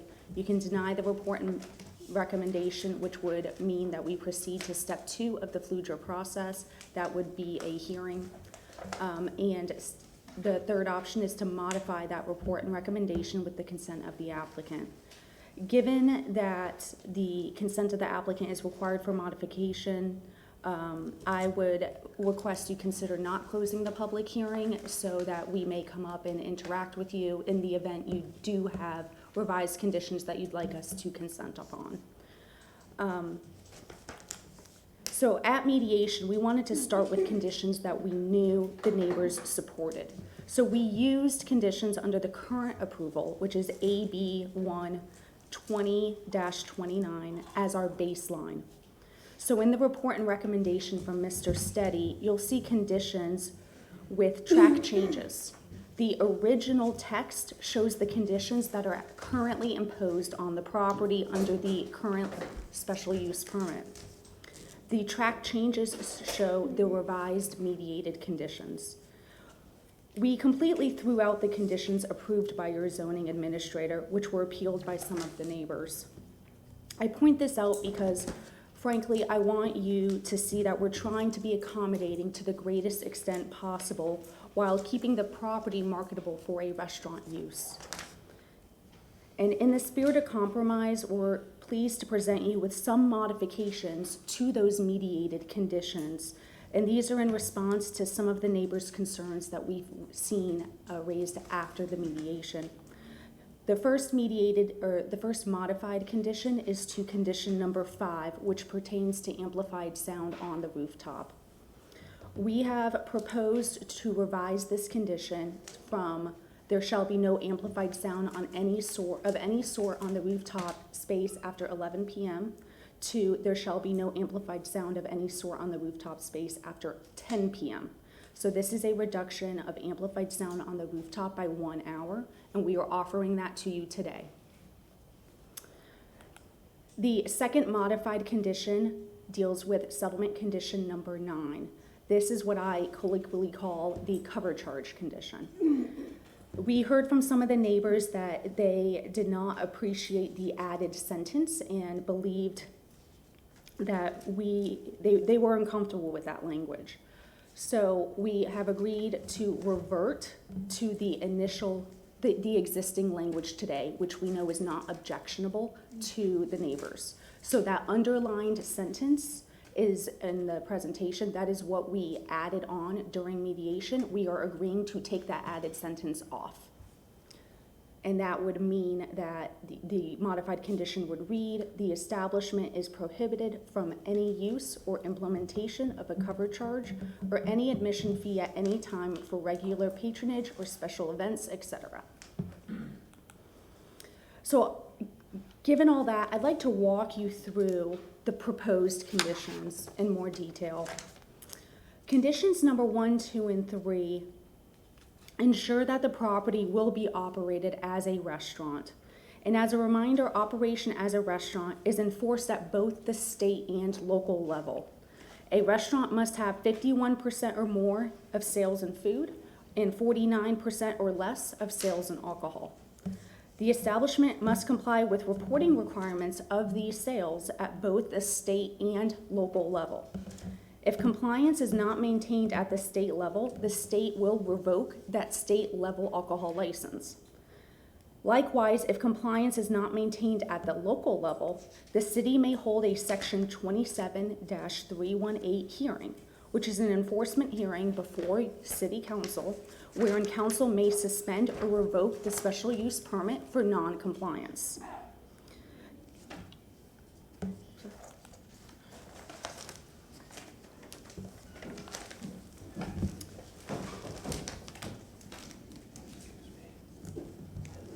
Please continue. Okay. The next condition is condition number 4. This condition applies to hours of operation. The mediated condition amended the current approved hours of operation in 2 ways. One, Sunday was brought to be the same as Monday through Thursday, to treat it as any other weekday, and the rooftop hours were amended to be the same as the interior hours. So what the mediated condition provides is that Sunday through Thursday, the interior and the rooftop of the restaurant shall close at 11 p.m. And Friday and Saturday, the interior and rooftop of the restaurant shall close at midnight. And I want to point out, so we're going to move to condition number 5, which is the modified condition, which is that there shall be no amplified sound of any sort on the rooftop after 10 p.m. That is regardless of the hours of operation. May I interrupt you for one Sure. second? Let the record reflect that Councilman Vieira is here. Councilman, I'm going to ask you this question. From this point forward, can you give a decision on this by the competent and substantial evidence that you're hearing from this point forward? Mr. Shelby, I think, yes, but go ahead.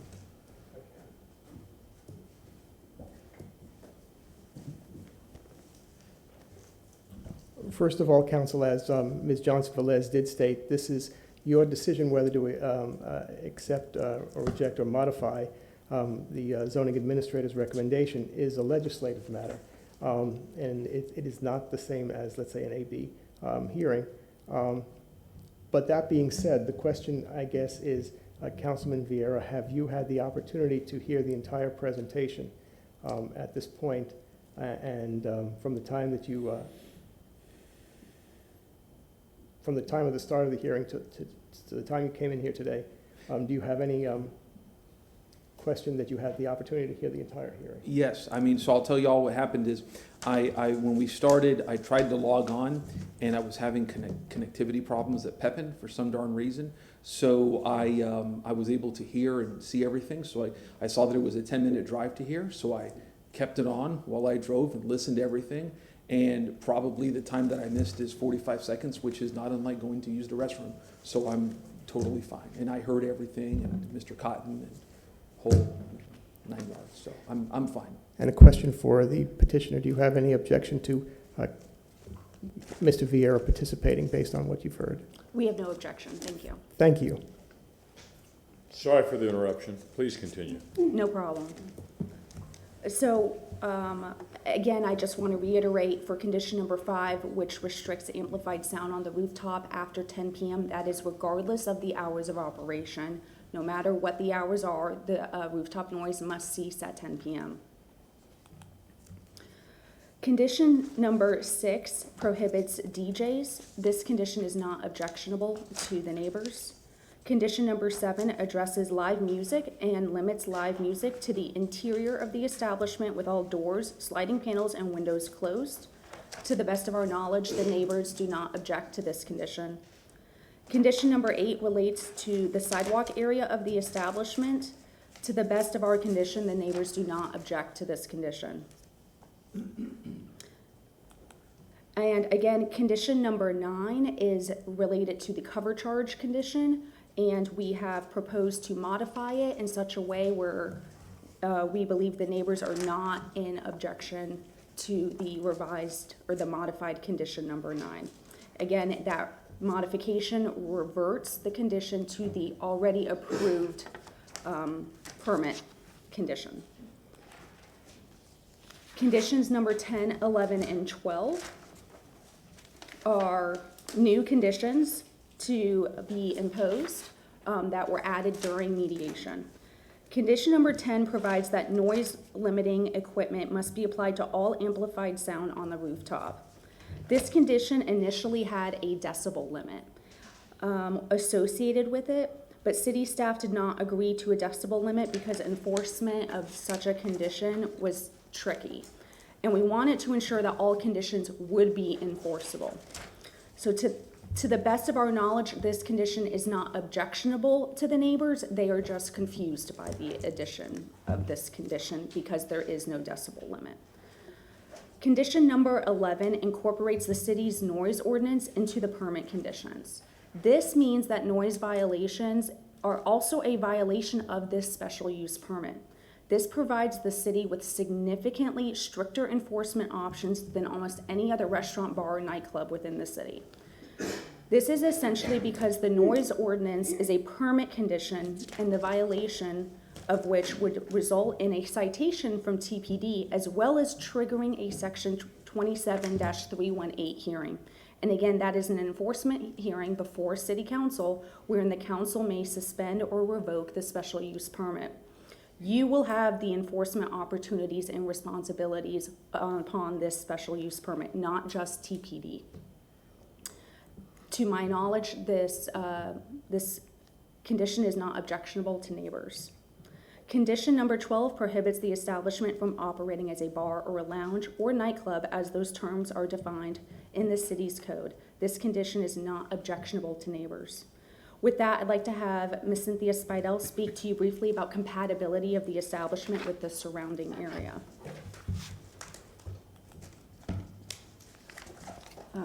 Good afternoon. My name is Cynthia Spidel, 401 East Jackson Street in Tampa at Stearns Weaver, and I have been sworn. I'm an AICP certified planner with 17 years of experience, and as conditioned, I continue to believe that the special use is consistent with the applicable provisions of the comp plan and compatible with the surrounding residential uses. There is a planning report that we submitted into the record in October of 2021. I have not made any changes to that planning report, so I still stand by with that report, as these conditions are more onerous than what was done before.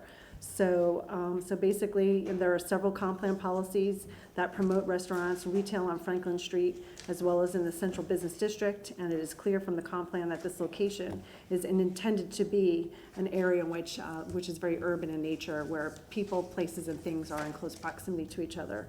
And with that, I'm happy to answer any questions. Councilman Goose. More or less for legal, condition 9 and I believe it's 12, how is that enforceable? Issue 9, as it relates to cover charge, how does that mean? How does that work into this? I'm kind of confused on that. And I guess number 12, I don't have the code to look up that, but I'm just kind of wondering how that ties in. Eric, explain it to me.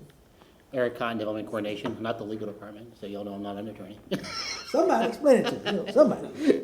So condition number 12, a bar, lounge, and a nightclub, their principal purpose is the selling of alcoholic beverages versus a restaurant, which the principal business should be the selling of food. So that's where the reporting comes in under 27-319. They have to report every year. So each year, staff in January sends out a postcard reminding people that you got to report this establishment. If it's approved by council, would we get that same response? They have to report. They provide figures of what they've sold percentage-wise and a copy of their commercial insurance showing that they're a restaurant, not a bar or a lounge or a nightclub. Number 9 is going to honestly probably be more on the honor system by the operator. Staff won't be, unless we happen to go to this establishment one night and they want to charge us a cover charge, it's going to be on the honor system. They're saying they're not going to do it. If it turns out that they are doing it and we have evidence that they are charging a cover charge to get in, whether we see it like on the web or something like that, then we would bring them before council for a suspension or revocation. I'm just wondering how, that's why I asked that question, because I don't, unless that's gonna happen, I don't see it enforceable myself as number 9. And you talk about a 5149, that still can easily be get around. I know the bar industry very well and the restaurant industry very well. So those are a couple of concerns I do have when you're talking about enforceable. That's why I asked you how you're going to enforce that, because I think it's going to be still kind of hard to enforce 12 and 9. So number 12, the reporting requirement is true of every restaurant that has approval by council or by staff through an administrative process. They have to report. One of the requirements are, like for this establishment as a special restaurant, I believe they're going to have an SFS license from the state. So they have to report to the state the same numbers they report to us. They have to file with the state each year showing their 5149 split. And that's the determination of what would be considered a restaurant based on their sales percentage. Councilman Miranda. Thank you very much. I appreciate your explanation in quite little bit understand. However, the R, do we still do audits like we used to do in the past when sometime back in history, there would be a line of 20 or 30 people that didn't qualify or meet the R restriction? Do we still do that? We still send out the letters. When people do not report, they can still be brought before city council. They still have to report, yes. So I haven't seen any in the last 8 years. Well, during COVID, it was more difficult to respond Well, back I'll give to. you 2 years, I'll make it 6 then. The 6, before that, that was actually done by a department I wasn't associated with. But I do recall, before that, we used to bring people before council on a regular basis, because when y'all would put a fine on it and say you're gonna be suspended, people would have run over and we were still next door to pay their fine so they wouldn't get suspended. I understand So we that. still will bring people forward if they're not reporting, But do we yes. still do physical audits where they sit down and look at the? No, sir, amount? we go by what they send to us. We don't go back and check the We used to do it books. physical audit. Somebody used to go and audit, didn't they? I can't respond because I don't know. All right, thank you. You're welcome.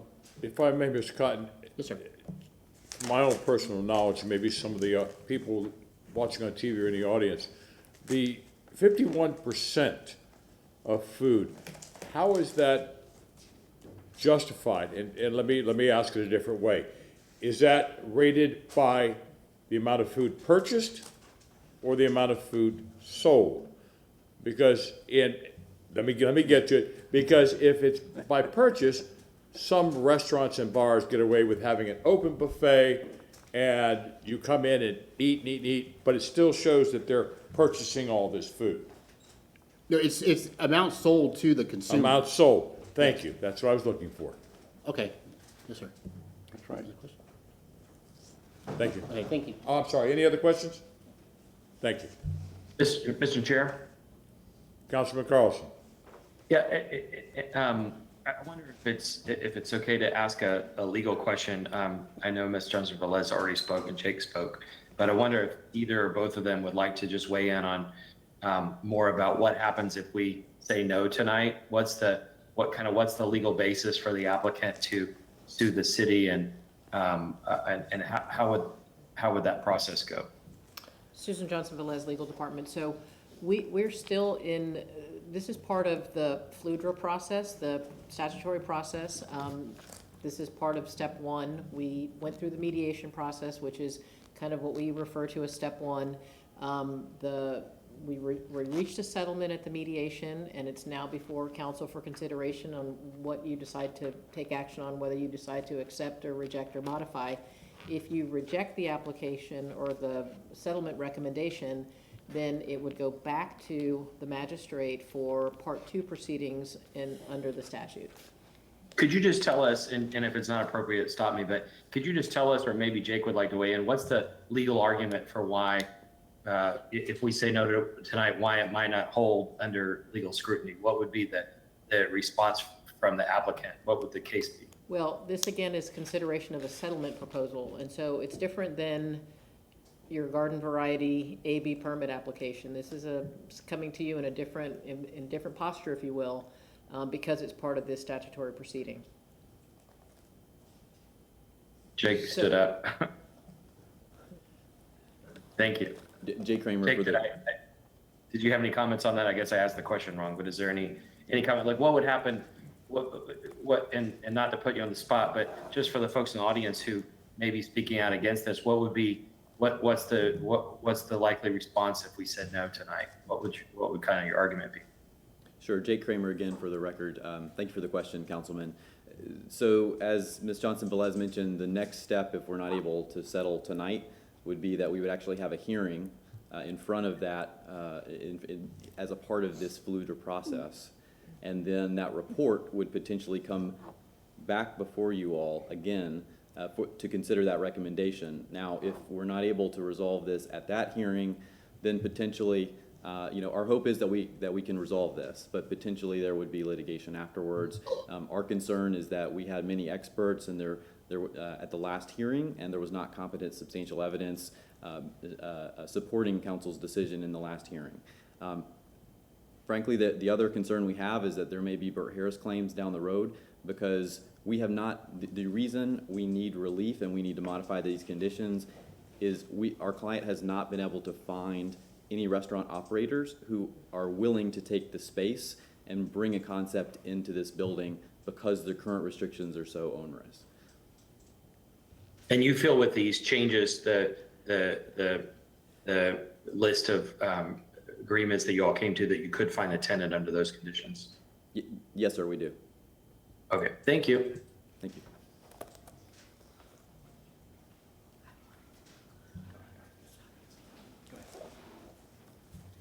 To conclude, we respectfully request council approve the mediated settlement today with the modified conditions that we have brought before you. And I do want to just point out that, the decision today, in my opinion, shouldn't be made on assumptions of non-compliance or assumptions of non-enforcement. These conditions are actually stricter than any other restaurant you have in the entire city of Tampa. And when you make decisions and impose conditions, you always assume compliance and you assume enforcement, and you have mechanisms in place if those are not obtained or achieved. Thank you, and we are available for questions. Any questions for the petitioner? Councilwoman Hurtak. Thank you, Chair. I have it sounded, I just want a clarification. So there is not a concept or a provider yet for this space? No, we cannot find a concept or a provider for this space. Any other questions? Councilman Miranda. Was there any providers at all listed before? Yes, we, if you recall, during our October public hearing before you, we did have a potential operator. That operator has now walked away.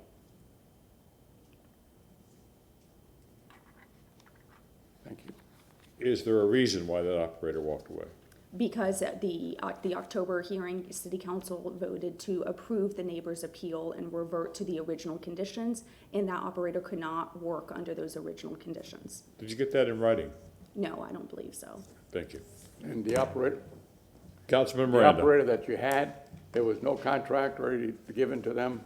No, there was no. So that was just a casual operation? I'd have to confirm with my client. I don't believe they entered a written agreement other than maybe email exchanges. But there was no signed contract to your knowledge? To my knowledge, no. Thank you. Any other questions? Is there anyone in council chambers that would like to speak to this? Okay, please form a line to my left, your right.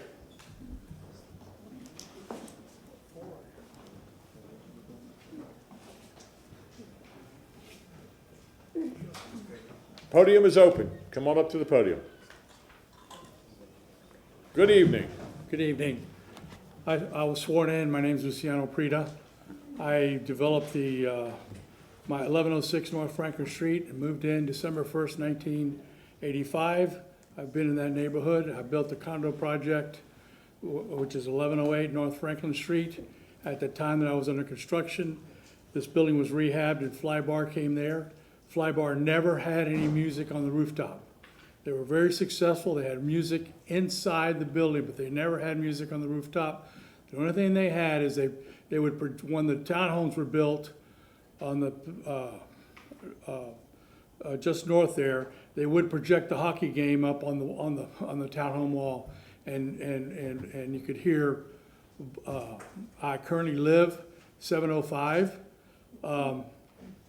Rooftop music. This is a residential neighborhood. We got units in Arlington.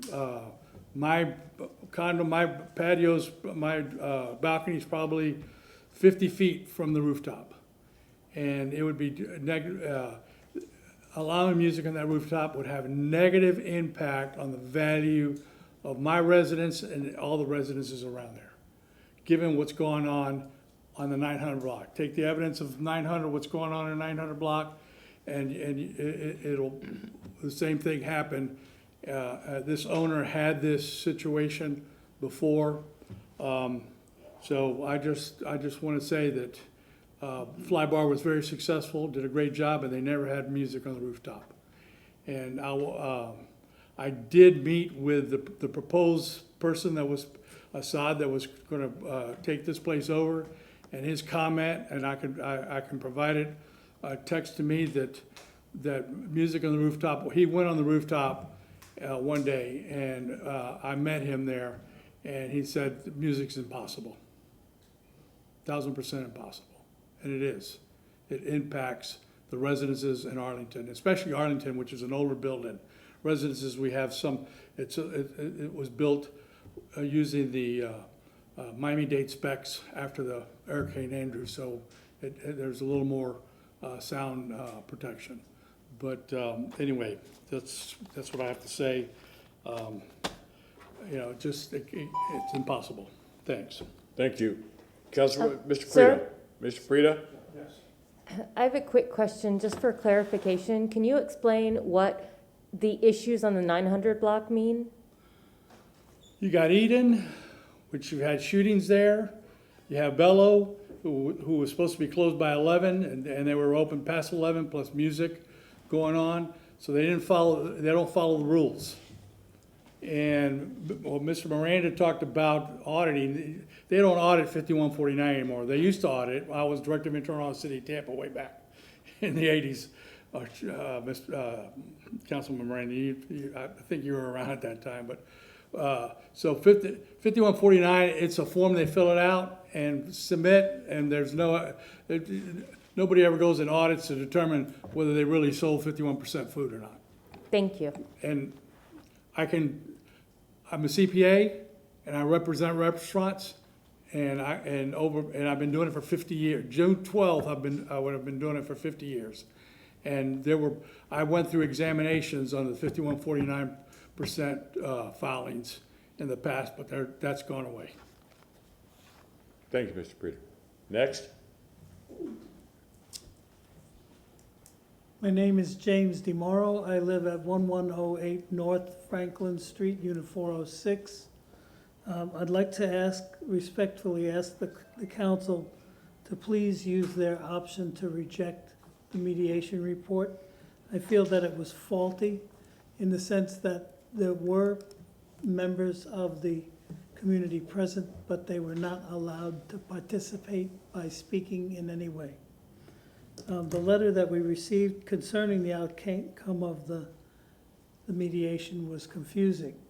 The blue and writing and the red and writing, but what I was able to gather, and I'm not a lawyer, is that the special events is now being allowed, which would take different hours of closing, and it would be ticketed items. People could pay tickets for the special events. There could be crowds of people. Last time when we had Mole open and they had special events, 300 people showed up that paid tickets, and they had standing outside in melees, people in line making a lot of noise, no security watching over the neighborhood. I would like to just point out that the rental, if Mole is allowed to have special events, they should be restricted to the same restrictions that Mole has. They shouldn't be allowed to have special hours. I agree with Lou. I think that there's nobody in the neighborhood who wants to have amplified music on the rooftop. We've been saying that from the get-go. The 51%, is that 51% of food served all day? Or like, can they do like 99% alcohol at night and balance it with 90% of food during the day? So is it gonna turn into a nightclub after they've done their 51% of the food? And then the other thing is, this is a central business district, but there are 1,200 people living within a quarter mile of this restaurant. And I think that should be respectfully considered by the council. I appreciate your former stance on this, and I ask you to go ahead and do the same thing if you could. Thank you very much. Thank you.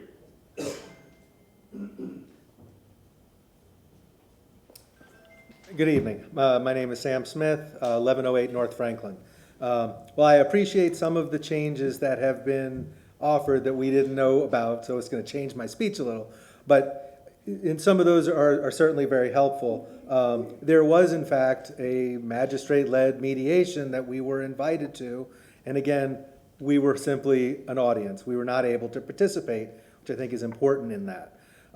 So we live next door to Mole Abuela on Franklin Street. Our unit is on the corner with a balcony facing both Franklin and Royal. We bought our home because we love the quiet, historic residential feel of the neighborhood while being close to everything downtown has to offer. We loved the previous restaurant Fly Bar, which was there before we moved in. The current owner has allowed its operator to consistently break the rules, as has happened down the street in the 900 block, as Mr. Liu said. To go specifically to some of the things that they talked about, no one who intends to operate a nice neighborhood restaurant needs to be open past 10 on weekdays and 11 on weekends. It would take an hour after the last person is served to be closed, making it 1 a.m.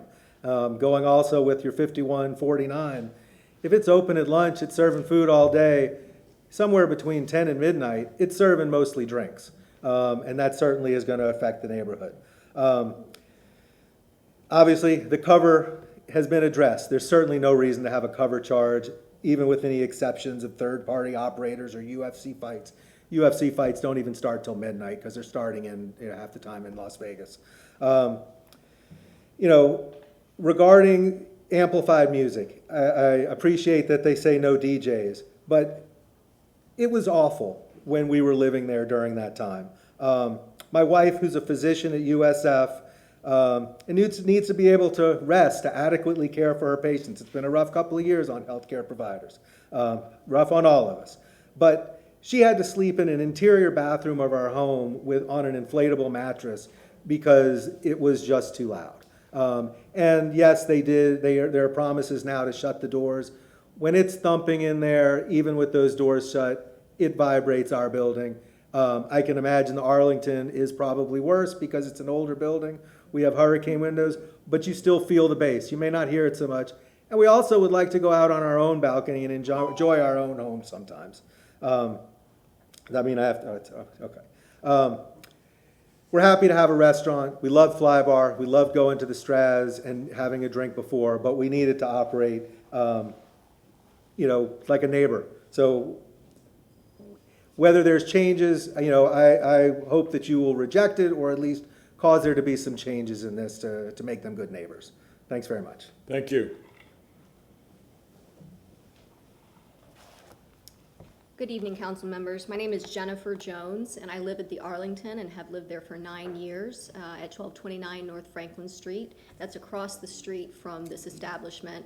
And my bedroom windows are as close as you can possibly be in our building to this establishment. I also represent the Homeowners Association of the Arlington. So we have about 21 units, and we have about 20 residents that live in our building. I personally witnessed what happened whenever Mole Abuela was open. It was a nightmare. Things that happened were, for instance, they used an air horn on the roof, which you can imagine how loud that was over a loudspeaker. The crowds that they generated, the noise, the yelling, the Gasparilla-style trash, the trespassing on all of our properties, the fights from the crowds that would erupt as they were exiting the premises. There were people we actually have video evidence of people being hit by cars in the parking lot, fights breaking out in the parking lot. This was bedlam. And the problem is that this same applicant owns Bello down the street on the 900 block of Franklin. And so we've seen the operations that are happening on that block as well. And that's exactly what we want to try to avoid coming down to our end of the neighborhood. And specifically what I'm referencing are the fights and the gun violence. So within about a 6-month period, there were 3 separate incidents of gunshots on that 900 block of Franklin, and I had the privilege of personally witnessing 2 of them. So both times I was out walking my dog, reasonable times of night, not super late, not even weekends, and one time we hit the ground. I had to call 911 with my dog. 5 more shots rang out as I'm cowering on the ground from this block because these people have spilled out into the street with their fights. And then the second one, luckily, I was further away, a couple blocks away, but I heard the gunshot, and I thought, this cannot be happening again. I cannot be hearing, walking my dog, gunshots 3 blocks from my house. But that's what happened, and in that particular incident, someone died, another man was shot, and apparently the gentleman doing the shooting the news reported that he was attacked by 3 gentlemen, including with a knife. So that's what's happening at Bello, which is the other establishment owned by this applicant. And that's what we don't want to have happen on our right here on our residences with both the residences and then the townhomes and Arlington, all of these people surrounding this building. So our main objection right now are the hours and the rooftop operations. Again, what we'd like to try to do is prevent this establishment from creeping into operating like a nightclub, and I don't use that in the sense that, that it's defined in the code necessarily, but when I say nightclub operations, I think you understand what I'm saying. We cannot have amplified sound on that rooftop. It's too loud and it's too close to all of our bedrooms. That just won't work.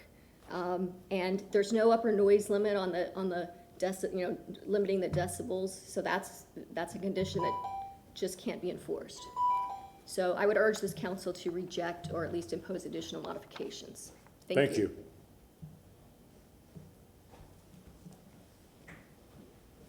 Good evening, Council. My name is Kathy Forstoffer. I represent the Downtown Residents Association.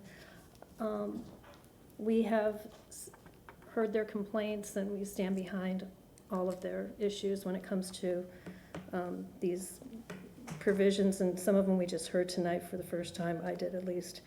I question how we're going to enforce the decibel level, the towers at Channelside. That was a big issue for them. They had people out there holding devices. I know they really pushed for that whole thing to be that, as far as what they had to go through or still are possibly. Yeah, I think that's probably the biggest thing is, of course, just having that rooftop and the poor residents that are so close by and have the balconies they have to, enjoy as part of their property. And, if there's any noise at any time of night that they can't be out there and sleeping and it's just a quality of life issue. So that's where I stand and the downtown residents do. So thank you. Thank you.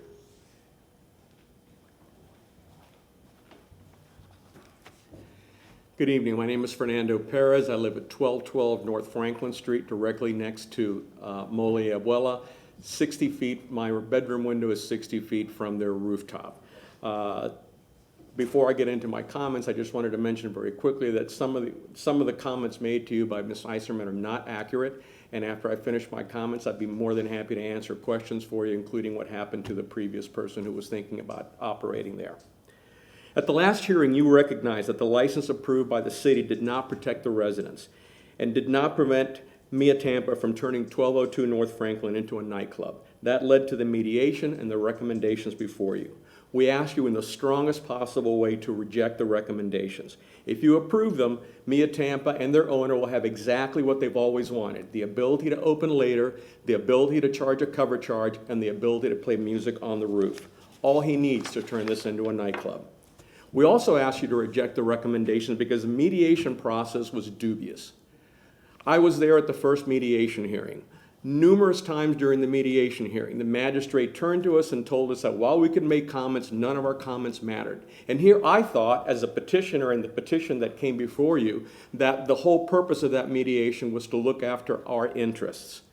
The second thing that was concerning is that several times during the hearing, everybody except the residents exited the mediation room so they could speak outside of where we could hear it. I don't know if that's the way these mediation proceedings go, but that just didn't seem right to me. When they ended the first hearing, they said that they would reconvene again and we would be told. Yes, we were told. We received an email middle of the afternoon the day before the hearing, which what seems to me was an attempt to limit the number of residents who could appear. Contrary to what the recommendations tell you, there are no residents, there's nobody in that area that's in favor of any of these recommendations. So you can imagine our disappointment, but not our surprise, when these recommendations give Mia Tampa exactly what they were wanted. Even after the city representative admitted that it would be difficult to enforce any kind of noise violation, they still approved the ability for amplified sound. And don't be fooled by the noise limiter. That's smoke and mirrors. There's no decibel limit set. There's no way to monitor that. They couldn't answer those questions at the mediation hearing. And who's responsible for policing that? The owner? And how easy is it to bypass it? You know this establishment. You shut his operations down at Franklin Manor. You shut him down at Mole and Abuela. The only establishment he now has is Bello. Bello violates noise ordinances every night. There's been 2 shootings associated with its patrons. It stays open beyond the time. How many times is this person going to get a chance to do this? So we urge you in the strongest possible way to realize that the law is not going to be followed. You're our only hope. Thank you. Thank you. Questions? Okay.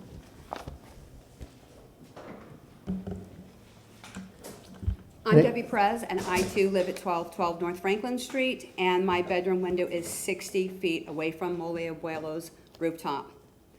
Do you know what it's like to be woken out of a dead sleep to your bed thumping and your heart pounding? I call the police, they show up, stay for a few minutes, then they leave. And then the pounding noise starts all over again. I try and fall back asleep. That's not going to happen. I just lay there wishing it would just stop and go back to the way it was before Mr. Dahmer opened his nightclub.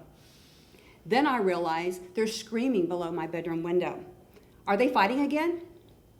Car horns are blaring, engines are revving, and car stereos are blasting. I think about getting up and getting dressed and walking next door and asking them, will you please turn it down? Will you be a little quiet? But then I remember the street fights, people getting run over, the drunken crowds, the drugs being consumed on my front porch. I'm too scared. Now picture this going on every single night to 3 and 4 in the morning and sometimes 5.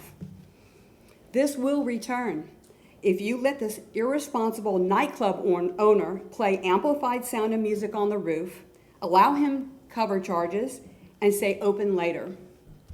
When I moved here 14 years ago, this was a quiet neighborhood.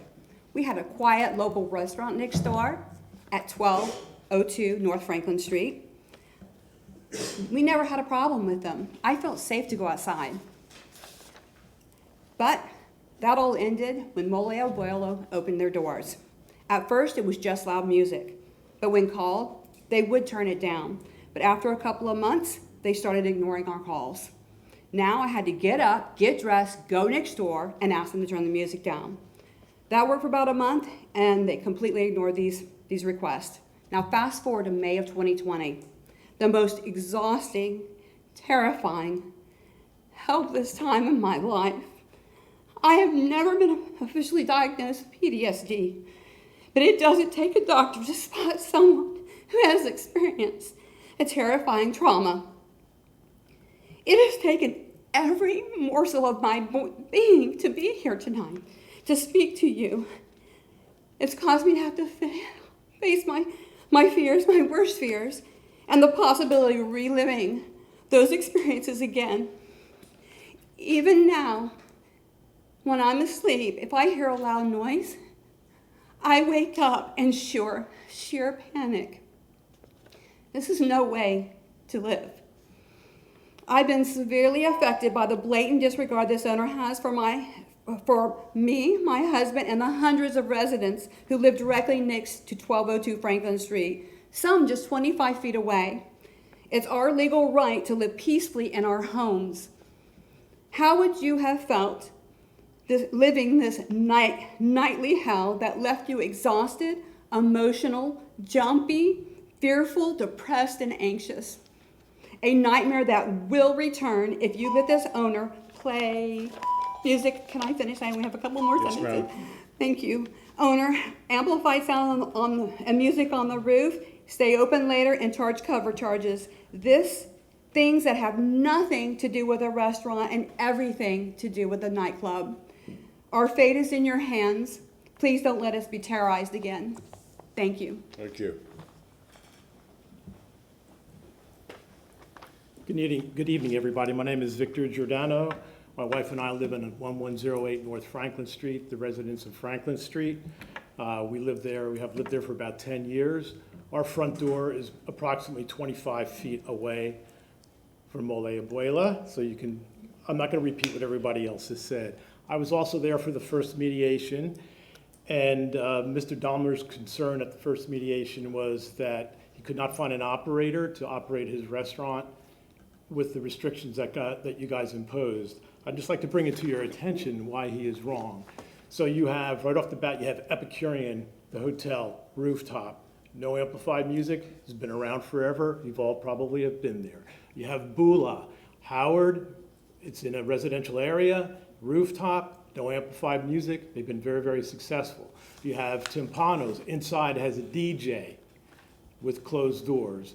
You have Forbici, I'm sure you've been to Forbici. They have a guy playing a guitar every Sunday, that's inside. They're serving food. So there are establishments in Tampa Bay that have been hugely successful. So basically, my thoughts are this. I'm also in the real estate business, commercial real estate. I own a small shopping center. I have 3 restaurants in that shopping center. I am on the internet looking for restaurant space all the time. There has never been an ad for this restaurant on any of the commercial real estate sites. The biggest one is called LoopNet.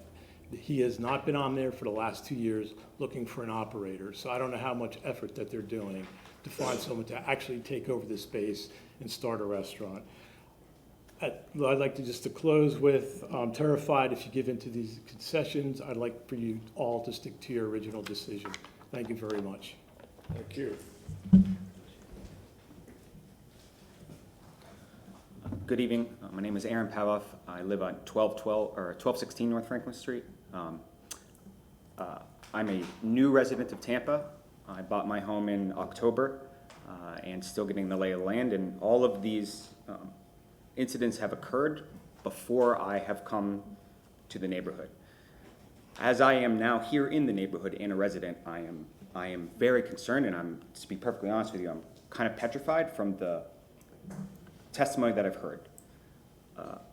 If this is in fact what I'm assuming to be my age group that they're after, a millennial crowd or a younger crowd, amplified noise will be amplified already with special events in sheer projection of UFC screaming, right? This is not the State of a Union address.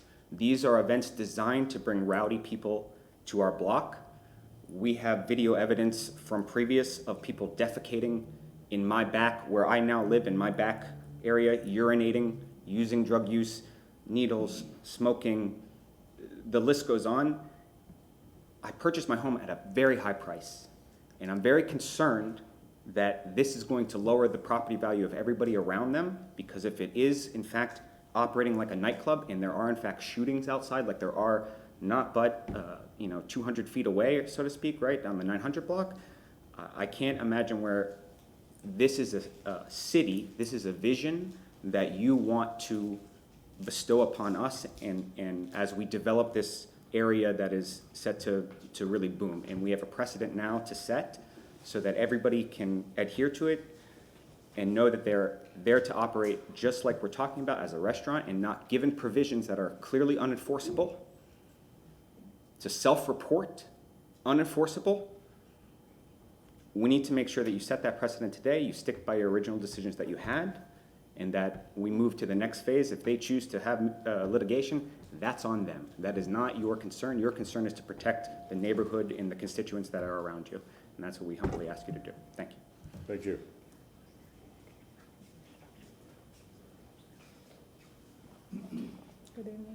Good evening. My name is Troy Underwood. I'm speaking on behalf of myself and my wife. We're owners of 1214 North Franklin Street. We too, like Aaron, purchased our home in October because we love the urban feel and the residential neighborhood. And I think that's what the city was trying to create. We love the fact that we can walk up and down the street. We're longtime South Tampa residents. We're business owners in Ybor City. And we love the urban feel of Ybor City. But being a chamber member there, I've gone through the battles between the noise and the nightclubs and the residents, and that's something we didn't want. So when we sold our home in Ballast Point, we fell in love with Franklin Street and all that Franklin Street history had. What we didn't know was that a potential nightclub was going to be next door. We always knew the old Fly Bar because we had dined there. We actually had dined at Osteria before it became Bello, and we had a fantastic dinner there. Our first weekend that we stayed in our new house, we went down to Bello, and it was basically a restaurant disguised as a nightclub. And the food had gone from great to horrible, and it was all about the drinks and the noise, and we have not been back since. And we really would love to have a nice restaurant. We would love to have the old Fly Bar there. We just don't think that this owner will participate in a neighborly fashion. And so we strongly ask that you deny him and let him take his next course of actions. And so we just ask you strongly for that, to protect us. You're our only hope. Thank you. Thank you. Do we have Mr. Yee online? Yes, he's on. Mr. Yee? Can you see me, council? Yes? Can you see him? No? Hey, good evening, council. No, I'm sorry. Robert. Hang on. Is your camera on? Can you please turn your camera on? Mr. Yee, please turn your camera on. Thank you. Okay, one moment. Is it on? No, it's not. There it is. Yes, sir. Okay. Good evening, council. I'm Robert Yee. I would need to My wife swear him in. Rose and I have lived at Okay, 1218. you be North sworn Franklin. in, please. Robert, if you can please raise your right hand. Oh, Do you swear or affirm you will tell the truth, the whole truth, and nothing but the truth? I do. Thank you. Good evening, council. I'm Robert Yee. My wife Rose and I have lived at 1218 North Franklin Street, next door to Molia Whaler, for almost 13 years. I disagree with the recommendations of the AB 12120 mediation that are being presented this evening. The residents of our neighborhood were allowed to observe the mediation, but had no voice or vote.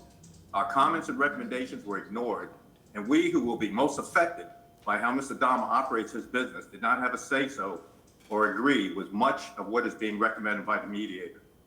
We are concerned about our neighborhood safety, our property values, and the peaceful occupancy of our homes.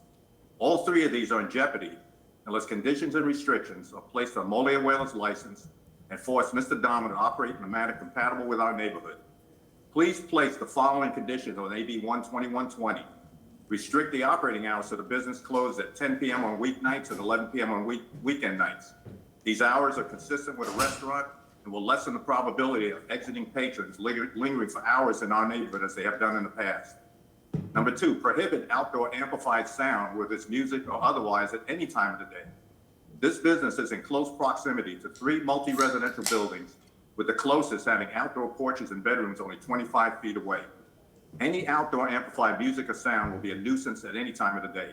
The letter I submitted for inclusion in this hearing has pictures that show the closeness of Molia Whaler to the nearest residential building. Mr. Dama is not and has never been a good neighbor in downtown Tampa.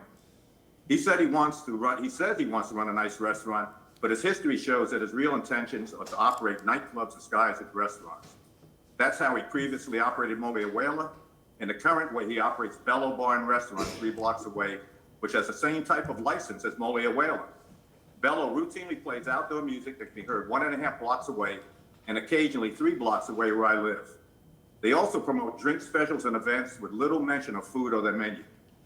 You've heard plenty about the previous terror and disruption Mr. Dama brought upon our neighborhood, and I'm sure most of you remember his Franklin Manor business, which was shut down for council for 1 week for creating ongoing neighborhood disruptions.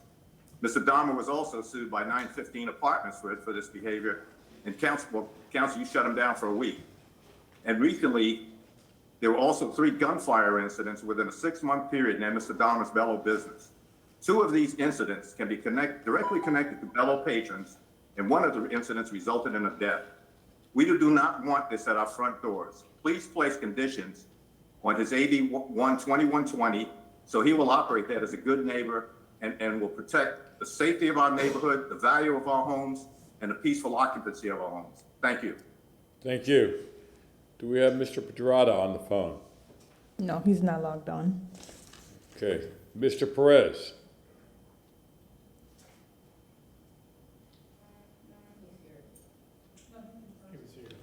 Almost everyone appeared in person. No, I've got Fernando Perez. Yes, Yeah. Okay, thank you. So that will conclude the registered speakers. That's all. But no one else online. Thank you. Go ahead.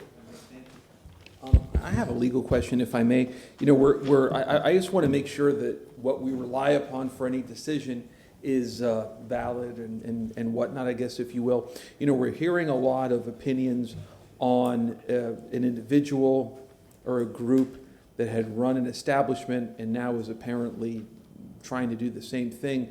You know, we often hear when somebody praises somebody who's an applicant that that's not competent substantial evidence that they are Mr. and Miss Popularity. Is the opposite of that also true? In other words, these statements on the prior performance of the owner, how much, if at all, can we rely upon that for competent substantial evidence? Well, again, the decision before you this evening is to what action you're going to take on the recommended settlement, the recommendation of the special magistrate. So again, it's a little bit different standard that you're talking about. I have heard a lot of testimony about the prior operators, and so there's nobody operating that right now. It's not Mole y Abuela. The same, I mean, there may be common ownership between this property and another property where a restaurant is located, but I mean, you have to look at this location kind of and apply the criteria to this location. Okay. The other thing I wanted to, I'm sorry, Susan Johnson, Velez Legal Department. The other thing I wanted to clarify, and I know it was included in some of the letters that we received from the property owners and neighbors who participated in this FLUDRA proceeding, and their frustration with the limitations on their participation in the proceedings. And I'm just going to read directly from the statute. You know, the statute which we operate under for these proceedings requires us to notify any owner of land contiguous to this property and any substantially affected person who submitted oral or written testimony at your original hearing back in October. So we did notify those persons, but so then the statute goes on to discuss the status of those persons in these proceedings. And it says, and I'm quoting, "Those persons may be permitted to participate in the hearing, but shall not be granted party or intervener status. The participation of such persons is limited to addressing issues raised regarding alternatives, variances, and other types of adjustment to the development order or enforcement action which may impact their substantial interests." And so they're not, you know, parties that participate in these proceedings they're not parties and they're not interveners, so they don't really participate, you know, in terms of getting a vote or whether or not, you know, these are acceptable to you. We did, and I'll ask Mr. Setti to come up and just confirm, you know, how some of these folks participated in the proceedings, because I think it was beyond what's normally, you know, beyond the limitations that the statute naturally presents. So with that, I'll ask Mr. Setti. Yes, Mr. Chairman, Member City Council, Scott Steady, I spoke earlier. I understand the frustration, and I've done a number of these. The statute's very clear on the parties. It's typical for during mediation that the parties I take separately out, discuss with them, and come back to the meeting. I mean, that's typical mediation. The statute's clear about the participants. Once there is looks like there is something that would come back to City Council, that's when I open the floor up to hear comments. Otherwise, we'd never get to the point of having something to bring back City Council. So I understand the frustration of the residents, but I'm comfortable with the number of that I've done, that they got to comment quite often on the issues in between the first one and the second one. I think staff definitely heard their comments, but the statute's very clear on how the process is done. I don't want to get into debate. I know they're frustrated, but the process was followed. And I hope the City Council focuses on the substantive issues, because I don't think the mediation should be, it wasn't tainted in any way. Thank you. Thank you. Mr. Chairman. Councilman Miranda. Mr. Steady, in fact, I had written myself a little note here that your job was between this line and this line according to the principles of law within that. Yes. And that you were, your duties, and I know you're very capable of what you've done in the past and how you work. And I was going to say to myself, first of all, why is it this way? It's this way because you or any other one that would be here as a mediator has to go between this section of the law, whatever falls in the guidelines of only those specifics. Right, very much so. And however, I'm charged with another charge that the city of Tampa has not, to what I've heard today, does not have the same standards that I had 8 or 10 years ago. Understood. Thank you. Petitioner, rebuttal? Good evening, again, Jessica Eisterman for the record. I'd like to address a couple issues we've heard tonight from some of the residents. First, I want to point out with respect to the reporting requirements, I'll admit, I do not know this to be true, but I will proffer that I have worked for local government in Leon County before, and we stopped requiring reporting records because the states basically took over that responsibility, and it was a waste of our time and money. So I'll just throw that out They there. also took the condominiums. There's a lot of that preemption going on these days. Thank you. So, I do want to address, first off, we keep hearing references that this is a residential neighborhood. This is your central business district. This is your urban core. This is the most intense live, work, play area you have in the city of Tampa. You have approved numerous alcohol licenses, or your staff has approved numerous alcohol licenses of restaurants or bars within the exact same building as residential, condominiums or apartments. I'll give you American Social, the Jacksons. We see that all the time, and we want, we want our downtown to be live, work, play. We don't want it to be the desert it was about 10 years ago. With respect to the operator, I do want to point out that we just communicated with our client and polled and we got some emails. So what I'm going to distribute to you is a letter of intent, which was via email. And you can see the terms of the agreement in the letter of intent. Then you will see an email from that same operator, Asad Yusupov.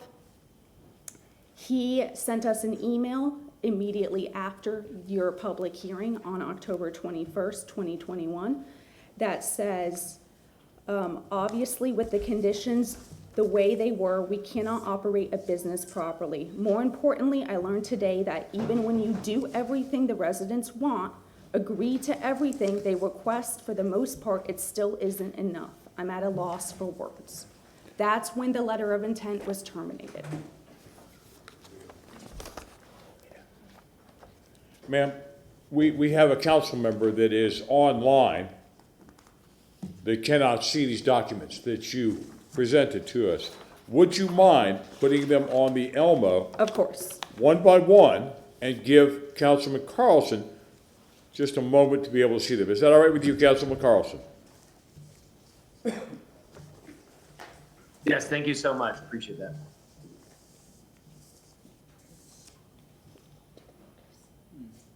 Well, it was there. There you go. And Councilman Carlson, after you have reviewed them, can you just give us an indication that you have so we can switch to the next document?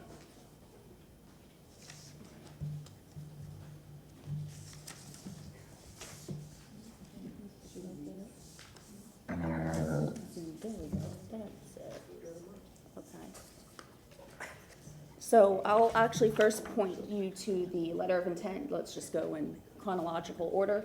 So you'll see that this is an email dated September 30th, 2021, and we have a email from Assad, who is providing the basic terms of the agreement. I can see that, thank you. Okay, can we switch to the next one, please? Yes, okay. Then we have an email from Assad dated October 21st, 2021, and that is what I just read into the record. I got it, thanks.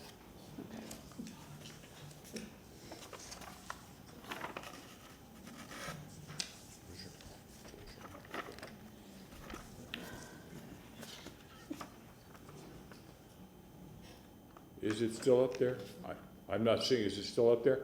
No, Have we gone through all the documentation that you've given us? yes. And Councilman Carlson, are you satisfied? Yes, thank you very much. Thank you. Okay. So the next thing I'd like to take a quick look at is your noise ordinance. Your noise ordinance is, like I said, incorporated as a special use condition as part of this permit. Your noise ordinance is the plainly audible standard. I know you guys have heard at exhaustion the noise ordinance and your plainly audible standard, but if you do have questions on that, we have our noise expert available to answer questions with respect to your noise ordinance. And we have also, I do want to point out your code does require security for any bar or restaurant operated in your central business district. That is a code requirement, even though it's not a condition on this permit. It is code mandated. So there will be security. Then I want to offer up a condition. So we've spoken with our client and we can give you something. That condition is with respect to condition number 5, which is the outdoor amplified sound condition. We had previously proposed, our mediation was 11 p.m. We had proposed 10 p.m. to you at the beginning of this meeting. We can go down to 9 p.m. So that means all amplified sound on the rooftop would cease operation at 9 p.m.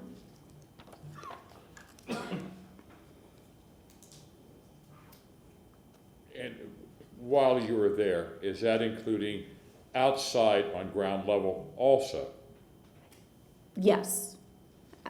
So I believe we call it amplified sound of any sort on the rooftop. If we'd like to call it outdoor amplified sound. I'm asking you this.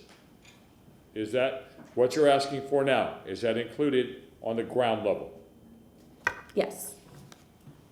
And I will, for the record, suggest a modification of condition number 5 to thou shall be no amplified sound of any sort on the rooftop space or outside after 9 p.m. And with that, we will be available for questions. Thank you. Councilman Goose. I guess in your brief just now, you talked about in the code security, correct? That's correct. Explain that, because I think we correct me if I'm wrong, Eric, I think at this particular time, we have numerous bars and security has been an issue of filling jobs with these bars with security. So is that going to be a condition within this recommendation? You already imposed that condition through your code. Any bars or restaurants that operate in the evening hours in your central business district are required to hire security. And I believe, I'm going off of memory, I believe it's security, at least one person per 150. And that security official, can be a retired law or off-duty law enforcement officer. And I agree, I have heard, at least anecdotally, that there is difficulty finding security for these establishments. And that's, partly because the job market is difficult and it is required. All of these establishments are supposed to have security. Thank you. Councilman Miranda. If I may, I'm not trying to nitpick, but I'm just reading condition 4. And on the current approval from AB 120-29 to the mediated conditions of AB 121-20, which I would imagine is the same operational thing, the hours change on Sunday from current to mediated conditions by 1 hour on Sunday. Yet in the bottom, it says Sunday hours are the same as Monday through Thursday, and then it I guess is equating it to the other side how it was. Then the rooftop hours are the same as the interior hours. Well, the rooftop hours and the current AB 1-2029, Monday through Thursday was at 10. Under mediated condition, it's not 10 any longer, it's 11 plus 1. Then on Friday and Saturdays, Under the current AB 120-29, Friday and Saturday was 11 p.m. Under the new mediated conditions, AB 12120 is now 12 a.m. or a +1. Then you go back to on the rooftop on Sunday, under current approval, AB 12029 was Sunday at 9 p.m. On the mediated conditions, AB 12120, now it's 11 p.m. +2. So if you count just what's on page 4, there's a +5 hours difference in the work week on the types of conditions that were changed. Am I correct? I'm not sure I 100% follow, but let me explain. I'm looking at slide 8 of the presentation. Is that what you are looking at? No, ma'am, I'm looking at condition 4, number 4, on this modification right here. Okay. So I'm now looking at that slide with you. So there were two things changed between the current approval and the mediated conditions. The first one is Sunday we brought up to the same as Monday through Thursday. So whatever the hours were on Monday through Thursday, Sunday became that same hour. But then with the rooftop hours, we made it the same as the interior hours. So it did go forward by 1 hour because the approval that's currently in place required rooftop operations to cease 1 hour before the closing of the interior of the establishment. What we had proposed at mediation is to bring that to the same as the interior hours of the operation so that the rooftop did not close 1 hour earlier. So that did result, with respect to looking at Sundays specifically, that did result in a more than 1 hour increase because, at least with respect to the rooftop, because we pushed it forward an hour and then made it the same as Maybe Monday. I do math different than you do. What I see on one side and what I read on the other side, it's 5 hours. I don't see how there are 5 hours difference. The biggest difference is from 9 p.m. to 11 p.m. Well, let's go back. Let's do it one step at a time, so maybe I can correct myself. Okay. On the interior side, all the way to the left-hand column. Yes. When you have the line, then you have current approved. AB 1-2029, Monday through Thursday, 11 p.m. Am I correct? Do you see that? That is correct, and that is not being proposed to change. Mediated conditions. What does it say there? Mediated conditions, Monday through Thursday, 11 p.m. Isn't that an hour difference? Between 10 p.m. or 11 p.m. and 11 p.m.? Didn't you just say Monday through Thursday, 11 p.m.? Well, when you get down to Sunday, when I get there, that's why I'm saying the same 11 for Thursday, and it's the same for Friday and Saturday. Right. 12 p.m. And I agree with that, 12 a.m., 11, that's there. But when you get to Sunday, it's under the current approval, AB 1-2029, on that item, it says Sunday, 10 p.m. When you get to the mediated condition, it says Sunday, 1 hour more, 11 p.m. That is correct, and that is I explained that there were two things that changed. The first thing that changed is we brought Sunday forward to be the same as Monday through Thursday. But that doesn't mean you can bring Monday to forward. So We made it this week. Because there's two different, you got indoor and you got rooftop, am I correct? Or it's That's always- correct. All right, but it changed, didn't it? Yes, we proposed the mediation conditions that are before you today changed Sunday 10 p.m. to Sunday 11 p.m. Because I'm gonna fire my eye doctor because I'm seeing wrong. But you are correct, that is a mediated condition change. So there's 5 hours total, am I correct or not? 5 hours, Between between Monday and Thursday, Friday and Saturday and Sunday versus Monday and Thursday, Friday, Saturday and Sunday. And the rooftop between Monday and Thursday is 1. Friday and Saturday, 11 to 12 is 1. And Sunday to 9 to 11 is 2. So if I add that, it's 5. so I think you are correct. I see how you're doing the math now. I thought it was a 5 hour difference as opposed to In 5 total, yes, ma'am. changes. I'm Yes. sorry if I led you in the wrong direction. Yes, I agree with that. Councilwoman Hurtak.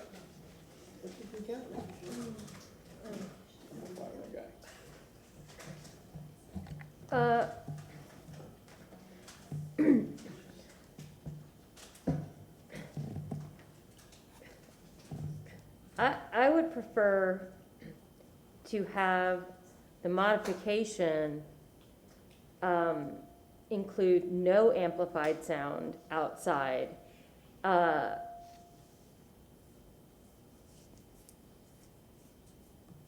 On the rooftop, based on what I'm hearing from the neighbors and about a restaurant before being able to work in that space for years to not have that amplified sound.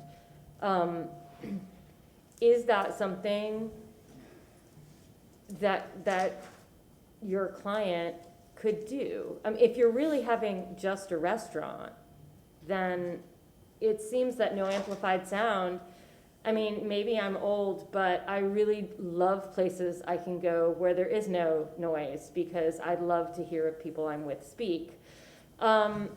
So, the emails that you gave us said that this concept was going to be high-end American.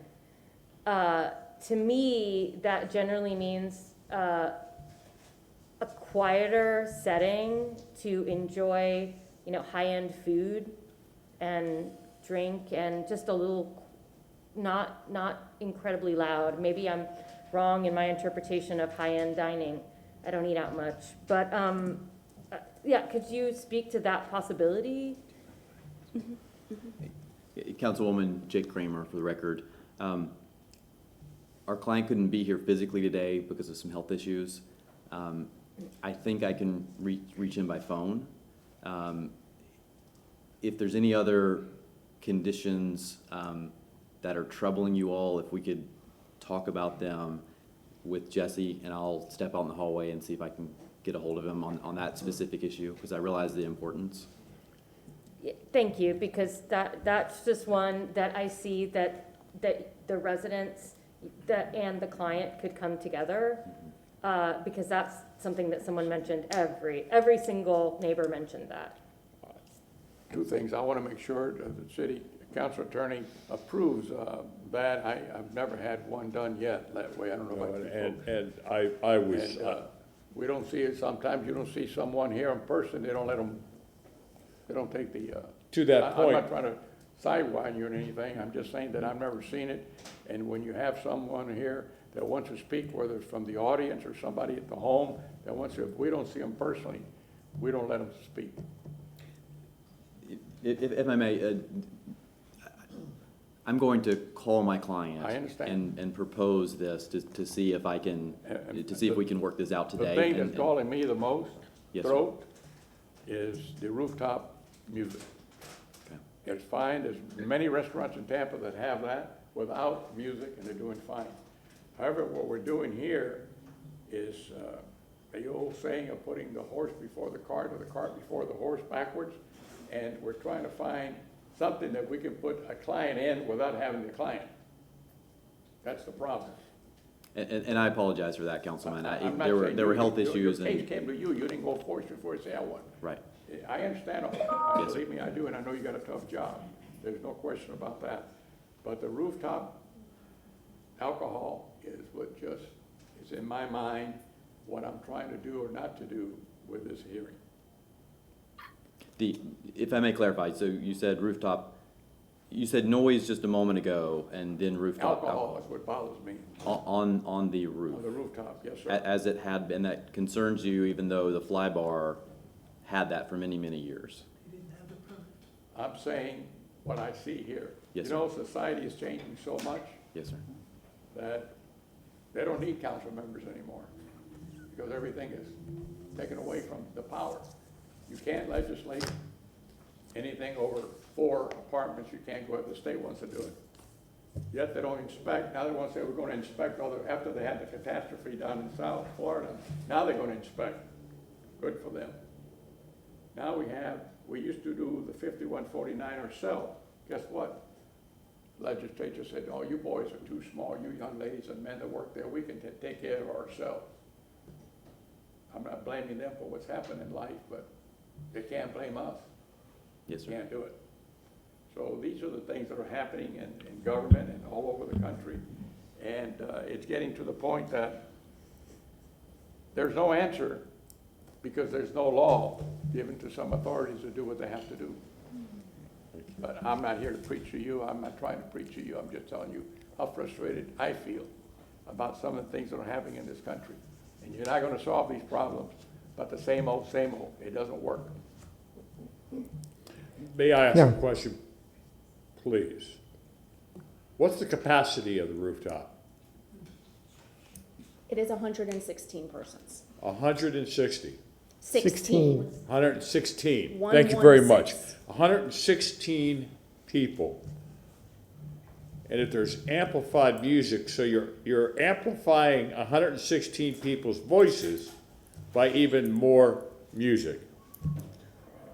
No offense to that, but it seems like double amplification. And I'll leave it there. Mr. Chair, Councilman Carlson. if Mr. Kramer is still, did he step out already? He has stepped out. He has stepped out, but I can communicate with him if you have an Yeah, additional I think condition. just, if we reject this tonight, then you all go to magistrate, as you said, and then you'll come back in a couple months or whatever, and you'll have whatever the next deal is. If there's anything else that you all listen to that you want to ask the owner to try to throw in now instead of waiting a couple months, for the sake of the good people in the audience, if there's anything else that you all, had in your hip pocket to throw out tonight, now would be a good time to do that. Okay, and we would like to, like you get this done tonight. And we have, if you have any other heartburn over any other conditions, we'd like to hear it, and I can step out and try to. But just listening to, I'm not mentioning anything specific, but just from what you and Mr. Kramer heard from the audience, if there's anything else that you all have been considering, or you thinking about adding in the next round, maybe try to ask the owner and throw it in now. I mean, from what I heard from the neighbors, there were three main concerns. One was the cover charge, and I believe we've satisfied their concern with our proposed modification already with that. The second concern is the noise on the rooftop, which I believe is their biggest concern. We are going to see if we can do away with noise on the rooftop now. The third concern I heard was hours of operation. From some of the neighbors, not all of the people who spoke today, I believe hours of operation was concerning. I believe that they had proposed midnight, or believe midnight is too late to close on the weekends because that could lead to rowdy crowds. We can take a look at hours of operation. If I may, 1 moment.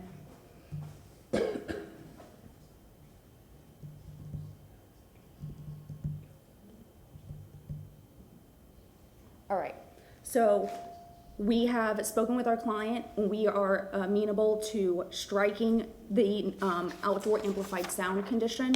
So that would be condition number 5. Well, I don't think it needs to be struck, I just think it needs to be I modified. apologize. Of course, not stricken.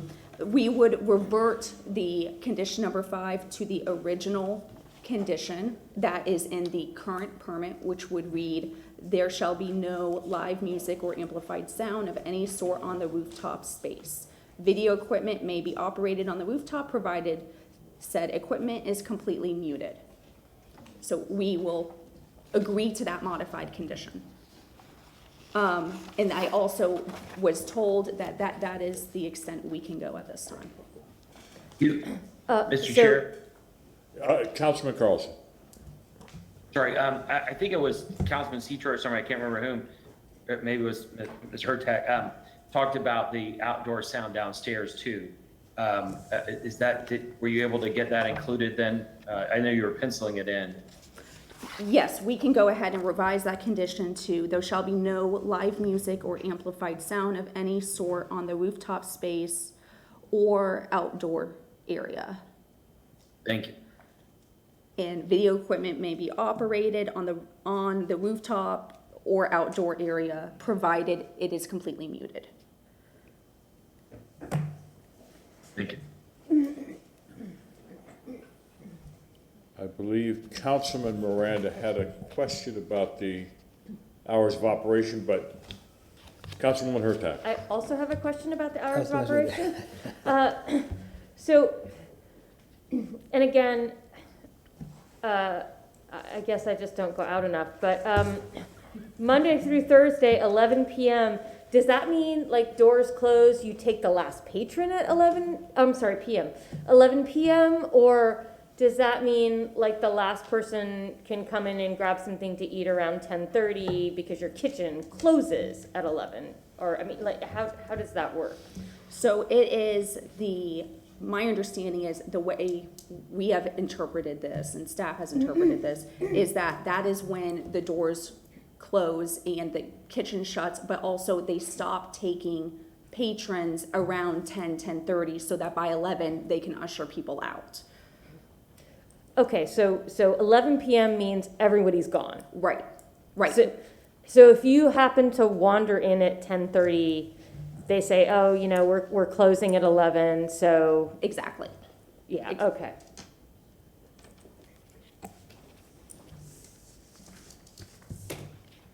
Councilman Goose. That was my question when you say high end, because most high end restaurants end at about 10 o'clock. We have actually looked at a variety of restaurants in the Tampa area, and 11 p.m. or midnight is pretty standard. I think that, you know, there are times when you don't go out to dinner until 8:39 for a variety of reasons. For example, after a council meeting, after a graduation, or after a sporting event. So there are instances where there are late diners. And of course, there are those diners who just linger. And so we believe that 11 p.m. midnight is appropriate. And again, that's not the rooftop. The rooftop on weekends closes at 11 p.m. Is that right? Sorry, I'm wrong. Closes at midnight.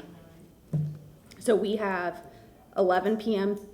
Sunday through Thursday and midnight Fridays and Saturdays for both the rooftop and the interior. I'm just curious what kind of restaurant that would be. I'm a single guy, so I eat out all the time. So I'm just curious what restaurants, per restaurant. You're saying a restaurant This is a restaurant. at 11 or 12 o'clock. I don't know what you're serving, but I know what normally is served around about that time. And I do want to point out, your code provides that restaurants and bars can be open until 3 a.m. I'm familiar with what the code says about bars, but what you're saying is you're trying to give conditions and modifications. You're asking for these different things, so we're asking you questions of what you presented to us. But I understand what the code is. We do this every week in reference to AB usage of alcohol when it relates to bars and. All right, thank you. Mr. Chairman. Councilman Miranda. Sorry, go ahead. Look, let me just say this. As long as all the alcohol beverage runs with the land, you're never gonna solve these problems. None of them, because they got you by the throat. I ain't talking about you good people, not at all. I'm just taking in general form. As long as the alcohol beverage runs with the land, you can't do a darn thing. And I said darn thing instead of the other word, because that's the way the state wrote it. It doesn't do on what you do ability. You can't control anything that you do. Once they get that liquor license, it's very hard to take it away. And even if you take it away, the land is still zoned for alcohol. Am I correct? Well, any alcohol service requires a special use permit, so if I'm it not is. talking about your client. I'm talking in general terms about straight liquor. It stays with the land.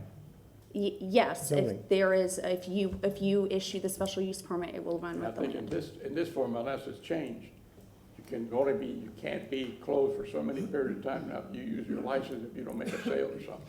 That's correct. Your code provides that Right. sales must be made at least once every 60 days. I knew I got bald for a reason.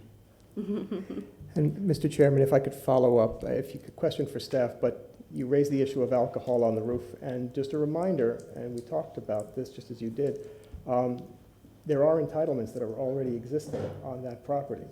And Mr. Cotton would be able to address those for council.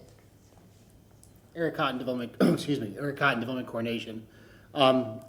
The location already is wet. They did receive an AB1 prior to this current AB1, which had restrictions on it. The rooftop is already wet. They do have an AB1 for beer, wine, and liquor, same as what they're requesting under this current AB1. I do want to clarify some things. As a special restaurant, they can stay open in this CBD till 3 o'clock per the code. Regardless of, I mean, council can put conditions on that and staff can put conditions on it, but by code, they can stay open until 3 a.m. Security is only required downtown for a bar, not for a special restaurant. So they do not have to have security because it's not a requirement of code. In fact, when you realize it, excuse me, I'm not trying to take over. Councilman Miranda. There's only 4 hours in the day you cannot serve liquor. 3 to 7. By the law, right? Yes, sir. So that's it. You can serve liquor 20 hours a day. That's all. You can't even get gas 20 hours a day. You can't even go to the grocery store 20 hours a day. But you can get liquor. Anyone else? I'm going to go back to the question I asked earlier. The capacity of 116 people on the rooftop. If you're serving until midnight, if you're serving food until midnight, that is going to also be a loud noise. Is there any way we can reduce the hours rooftop, even for restaurant? Councilman, could you be more specific? 9 o'clock. No, sir. Mr. Chairman. I'm sorry. We have. I just asked a question, Council. Thank you. I got the answer. Move to close? I'd rather keep it open just a little longer. I don't want to have to reopen. Councilman Vieira. And Councilman Carlson wanted to go. He's been asking. If I may, he can go before. Go ahead, Mr. Vieira. Oh. Councilman Vieira, go ahead. You sure? Okay. Just really fast, if I may, when you Mr. Chairman, had asked 9, that was flatly rejected by Mr. Kramer. Is there any other cutoff time that your client would be amenable to that you're aware of at this time, or is? I'm just asking for the rooftop. Thank you, Councilman Vieira. Yes, sir. I'm sorry, I didn't follow the discussion there. The chairman had asked for, I think it was a 9 o'clock cutoff time for the rooftop, and you had flatly said no to that. Is there any reduction in the present open time as proposed that you would be amenable to? Maybe not 9 o'clock, but something other than that? Or is any change or modification something that your client would reject?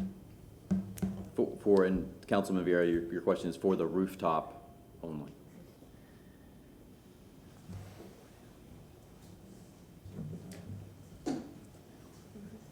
Just out of curiosity. Thank you, Councilman. Yes, sir.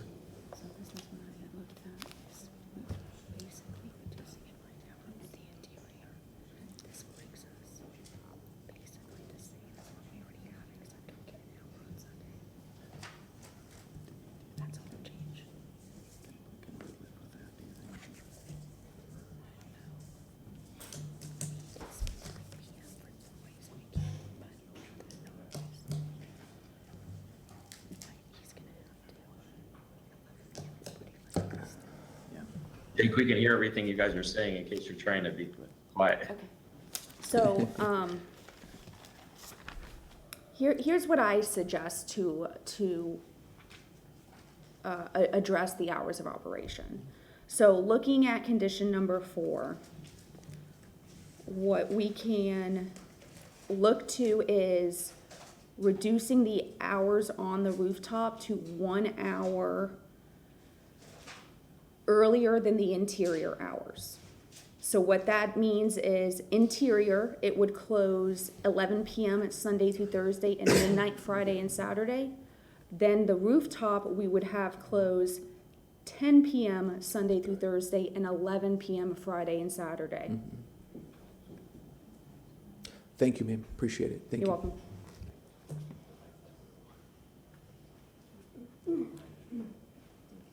Mr. Chair. Councilman Carlson. Yeah, it was mentioned several times that this would be an upscale restaurant, and I think legal would tell us that that's not a requirement that we can put in. They can cut me off if I'm wrong. But the other thing I was wondering if Mr. Cotton or someone could explain how what is being proposed now compares to what Fly Bar was like. I don't want to introduce any testimony, but I used to go to Fly Bar, so I'm wondering what the difference is. Mr. If I can, Martin Shelby, City Council Attorney. What you have now are existing entitlements that have been granted with this special use. And I believe that is what's relevant in this case, not the Fly Bar, what used to be. Eric Cotton, Development Coordination. I can't really comment on the Fly Bar because I don't recall what that was approved for.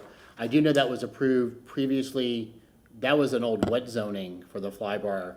That was before the code changed and we went to the special use criteria, which allowed council to look at parking and other issues. The old wet zonings were just a site. Council would look at a survey, they would make a decision, basically no conditions, because that's the way the system worked at the time. The update in 2009 changed it to a special use. Right now, on the property, they have an approval that was done for a small venue, beer, wine, and liquor, under AB 120-29.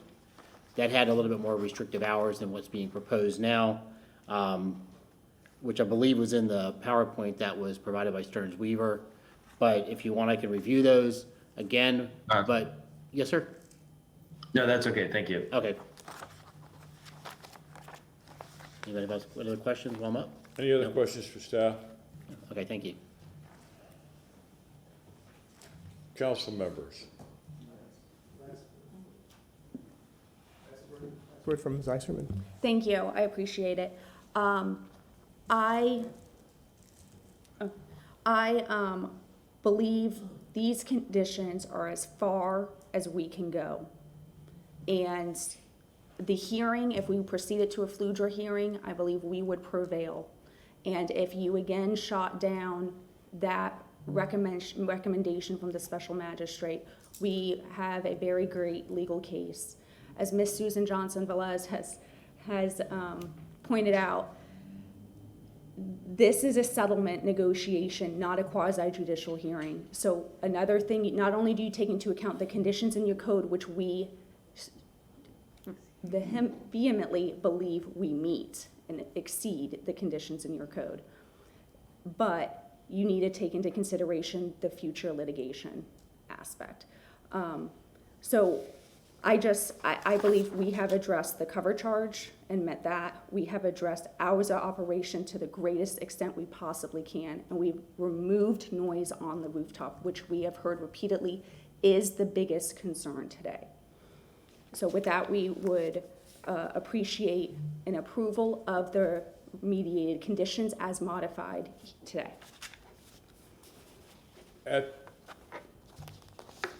At this point, before I take a motion to close, I normally ask for any discussions after the motion has been made. Is there any further discussion, any further questions, any further requests before we close so we don't have to reopen? Councilman Vieira. Just a statement, on something that was said. I mean, for 5-6 months I've been a mediator, got to mediate probably like 20 cases, 15 cases, which is kind of fun. But I've done tons of mediations as a private attorney, and this is kind of a case that you get after like a 7-hour mediation where, both parties come in wanting a home run and they're kind of settling for a double or something. I think there's been a lot of movement, and that's just acknowledged by me for whatever that's worth. Councilman Miranda. No, I think the counselor for the petitioner, Eichmann, said it all at the end. That's as far as they're going to go. Councilman Goods. I'm good. Councilwoman Hurtado. I just want to make sure I'm clear. We are going to no amplified sound and closing the rooftop Sunday to Thursday at 10 p.m., Friday to Saturday at 11 p.m. That is correct. Just And one the percent. amplified music is exterior. I'm sorry. It is no amplified sound of any sort on the rooftop or outdoors. Correct. Ms. Velez.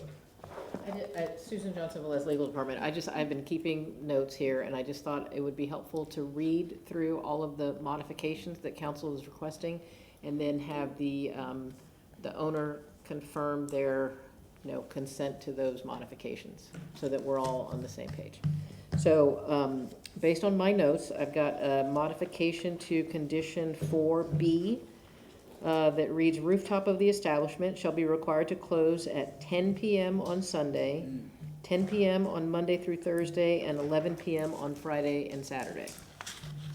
Then condition number 5, the requested modification was so that the condition would read, there shall be no live music or amplified sound of any sort on the rooftop space or outside, period. Video equipment may be operated on the rooftop or outdoor area, provided that volume on said equipment is completely muted. Then condition number 9, the removal of the second sentence, and so that the condition would read, the establishment is prohibited from any use or implementation of a cover charge or any admission fee at any time for regular patronage or special events. And those are all the changes that I have. Are those the best? Conditions? Okay. We confirm and agree those are the. Councilman Carlson. Yeah, Ms. Johnson Velez, to make sure I heard it, you were able to include that it's no outdoor amplified sound on the rooftop and outside, right? So meaning downstairs. Correct. The condition number 5 would read, there shall be no live music or amplified sound of any sort on the rooftop space or outside, period. That's the first sentence. Then video equipment may be operated on the rooftop or outdoor area, provided that volume on said equipment is completely muted. Yeah, and just, I have a question in just a second for you, but just for the statement, similar to what others said, I appreciate the public giving feedback. I appreciate the owner's representatives negotiating on the spot. Ms. Johnson Velez, if we reject this, and let's say it goes through litigation and they prevail, we could end up with a much worse situation than this. Am I correct? Or what kind of condition could they end up with if it ended up in a lawsuit? Set aside the expense of a lawsuit, but could they end up with without these restrictions? Well, they have a current, there are current entitlements on the property, as I believe Mr. Cotton has confirmed and Mr. Shelby has discussed. They have an existing AB1 permit 20-29 that has conditions on it already, and so those conditions would remain. I mean, we've talked about how they run with the land, so that's what they've got to operate under now. And if council chooses to approve this ordinance, it would, essentially rescind that approval and impose these conditions on the property. So, a court typically wouldn't change conditions of approval, but, I don't know what they would include in any potential lawsuit, but council should consider that. I mean, I think that's been mentioned here as a possible avenue if this settlement is not, It could end up with, one possible result is that we could end up with what they proposed originally, correct? No, if this isn't approved, then the existing special use permit would remain on the property. Jake, did you want to say something? Yes, Councilman, if we were to have to proceed to litigation, our request to the court would be to ask for the court to approve what we had proposed originally in the hearing in October.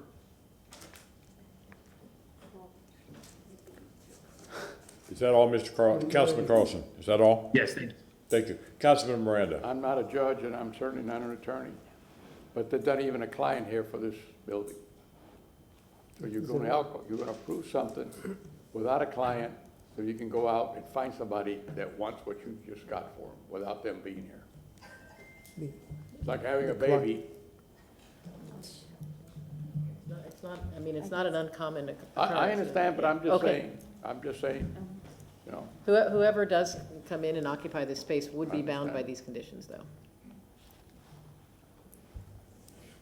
And Mr. Chairman and Council, it's also the property owner that has the property rights. I understand that also. Council members, before we close, Any other comments or questions? Any other recommendations? I have a motion to close. Second. Motion to close by Councilman Vieira, seconded by Councilman Maniscalco. All in favor? Aye. What's the pleasure of council?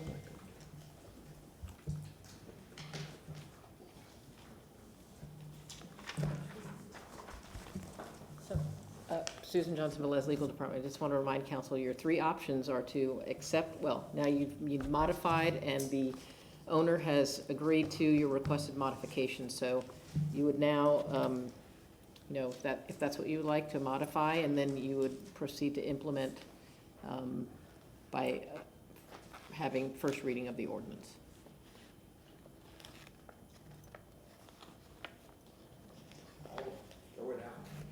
I don't know if this is proper, but procedurally, I mean, I would move for approval of the final proposal by the applicant. I don't know if that means that I read the ordinance or. Actually, Well, okay. no, go ahead. Well, I was going to, go ahead. To maybe suggest that an appropriate motion would be to accept the recommendation of the special magistrate with conditions as modified this evening and as agreed to by the owner.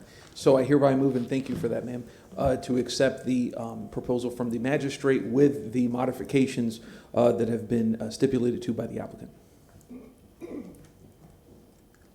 Second.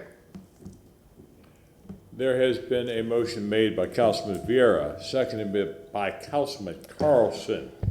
Roll call vote. Do you want to have discussion? Is there any opportunity for discussion on the motion or no? I had asked several times before we closed. But now there's a motion on the floor. Any discussion to the motion? Okay.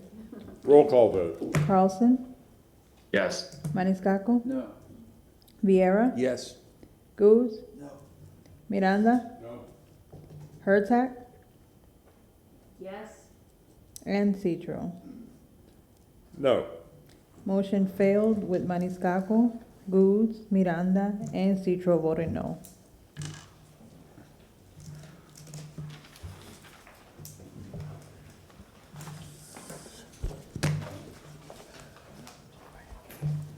Ms. Johnson Velez. Thank you. Are we going for information and reports? I'll go to Councilman Carlson. I don't have any, thank you. Councilman Vieira. Yes, just really fast, if I was going to give American Legion Post 5 a city council commendation for their work on Memorial Day, to be given on Memorial Day. Have a motion I don't know if made this one by- will pass. I'm joking. As we're exiting, can we do that quietly, please? And thank you. Motion made by Councilman Vieira, seconded by Councilman Maniscalco. All in favor? Aye. Aye. Motion carries. And if I may, I also move Mr. Lessem Ramos, who is a very fine gentleman, was the head of the Terrace Park Civic Association for a number of years. I wanted to give him a commendation for his work over on Bush Boulevard. Motion made by Councilman Vieira, seconded by Councilman Maniscalco. All in favor? Aye. That's it. Thank you, everyone. Councilman Maniscalco. Thank you very much, Mr. Chairman. I would like to make a motion to present a commendation at the regular session meeting on June 2nd to the LGBTQ community, recognizing June as Pride Month.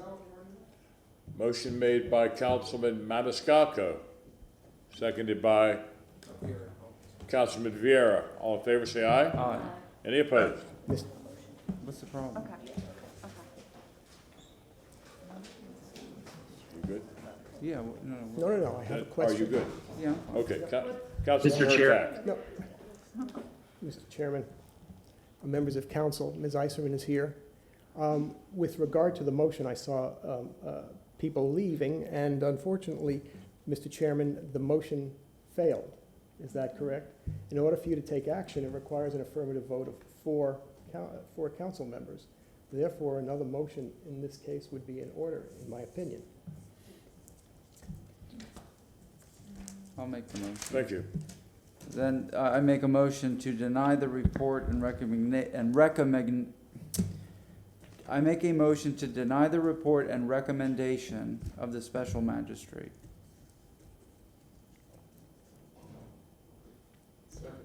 Motion made by Councilman Maniscalco, seconded by Councilman Miranda. Roll call vote. Hurtak,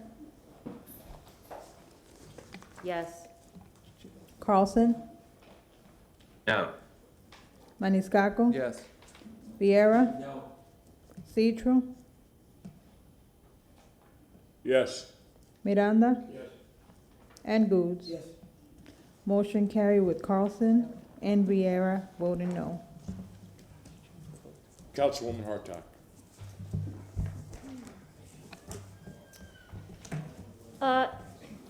In light of the recent events in Buffalo and Uvalde, I think it is urgent that we address ways to increase gun safety. Unfortunately, and against the backdrop of increasing gun violence in Florida across the country, Governor DeSantis has continued to promise Floridians that before he leaves office, he will remove the requirement that residents who wish to carry a firearm in public prove competency in the safe handling of firearms. I would like to make a motion asking Chair to send a letter to Governor DeSantis on behalf of City Council urging the governor to revoke his promise to allow permitless carry in the state of Florida. I'll second if I may, and may I make a comment on that? If you're finished. Thank you. Yeah, and I'm glad you're doing that, Councilwoman. Thank you so much for that. It is, take away the recent tragedies that we have seen, for that to come to Florida is obscene. You know, you don't, the Second Amendment exists. I support people's right to bear arms. I do. And people bear arms to protect themselves, for family traditions, for hunting, for a whole series of things. But to begin this idea that we can carry around rifles and even semi-automatic weapons, et cetera, in public, to me is just obscene in Florida. This is not the Florida that I know, and I don't believe that the vast majority, including many Republicans, would support this policy. So thank you for that. Can you please repeat that? What was it in the latter part? I would like to make a motion asking the chair to send a letter to Governor DeSantis on behalf of City Council, urging the governor to revoke his promise to allow permitless carry in the state of Florida. Open carry. Open carry, I'm sorry. Open Yeah, carry. that's what yes. Yeah, Open open carry. I will amend that. Ms. Hertog, if I may, I am a concealed weapons permit holder, but these type of things that we've been seeing over and over again lately, people say it should never happen again until it happens again. I would also like to add, with your permission, that the governor take a look at loopholes such as gun shows, where people could just walk in and buy a gun and walk out, through newspaper sales, where they could just buy without any background checks and extended background checks. But if you don't want to go that far, I understand, and I will just stay with your letter.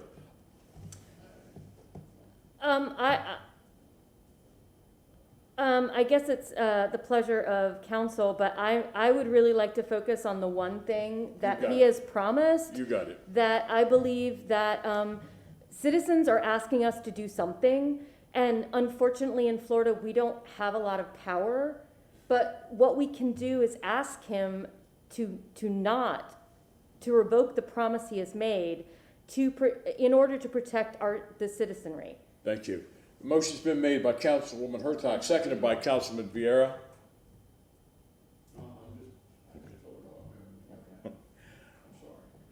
All in favor?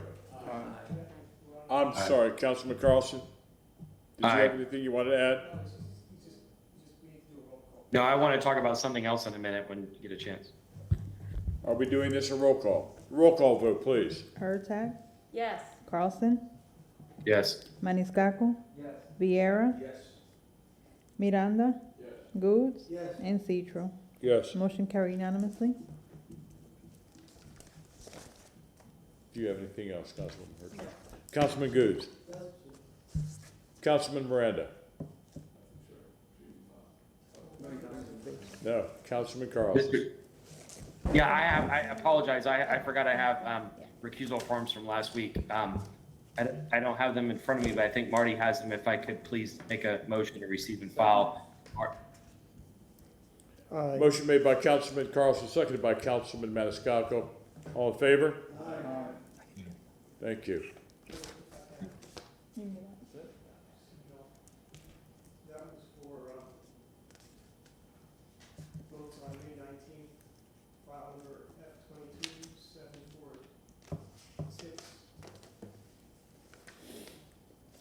F2274638, file number PRC 2274579, and VAC 22-15.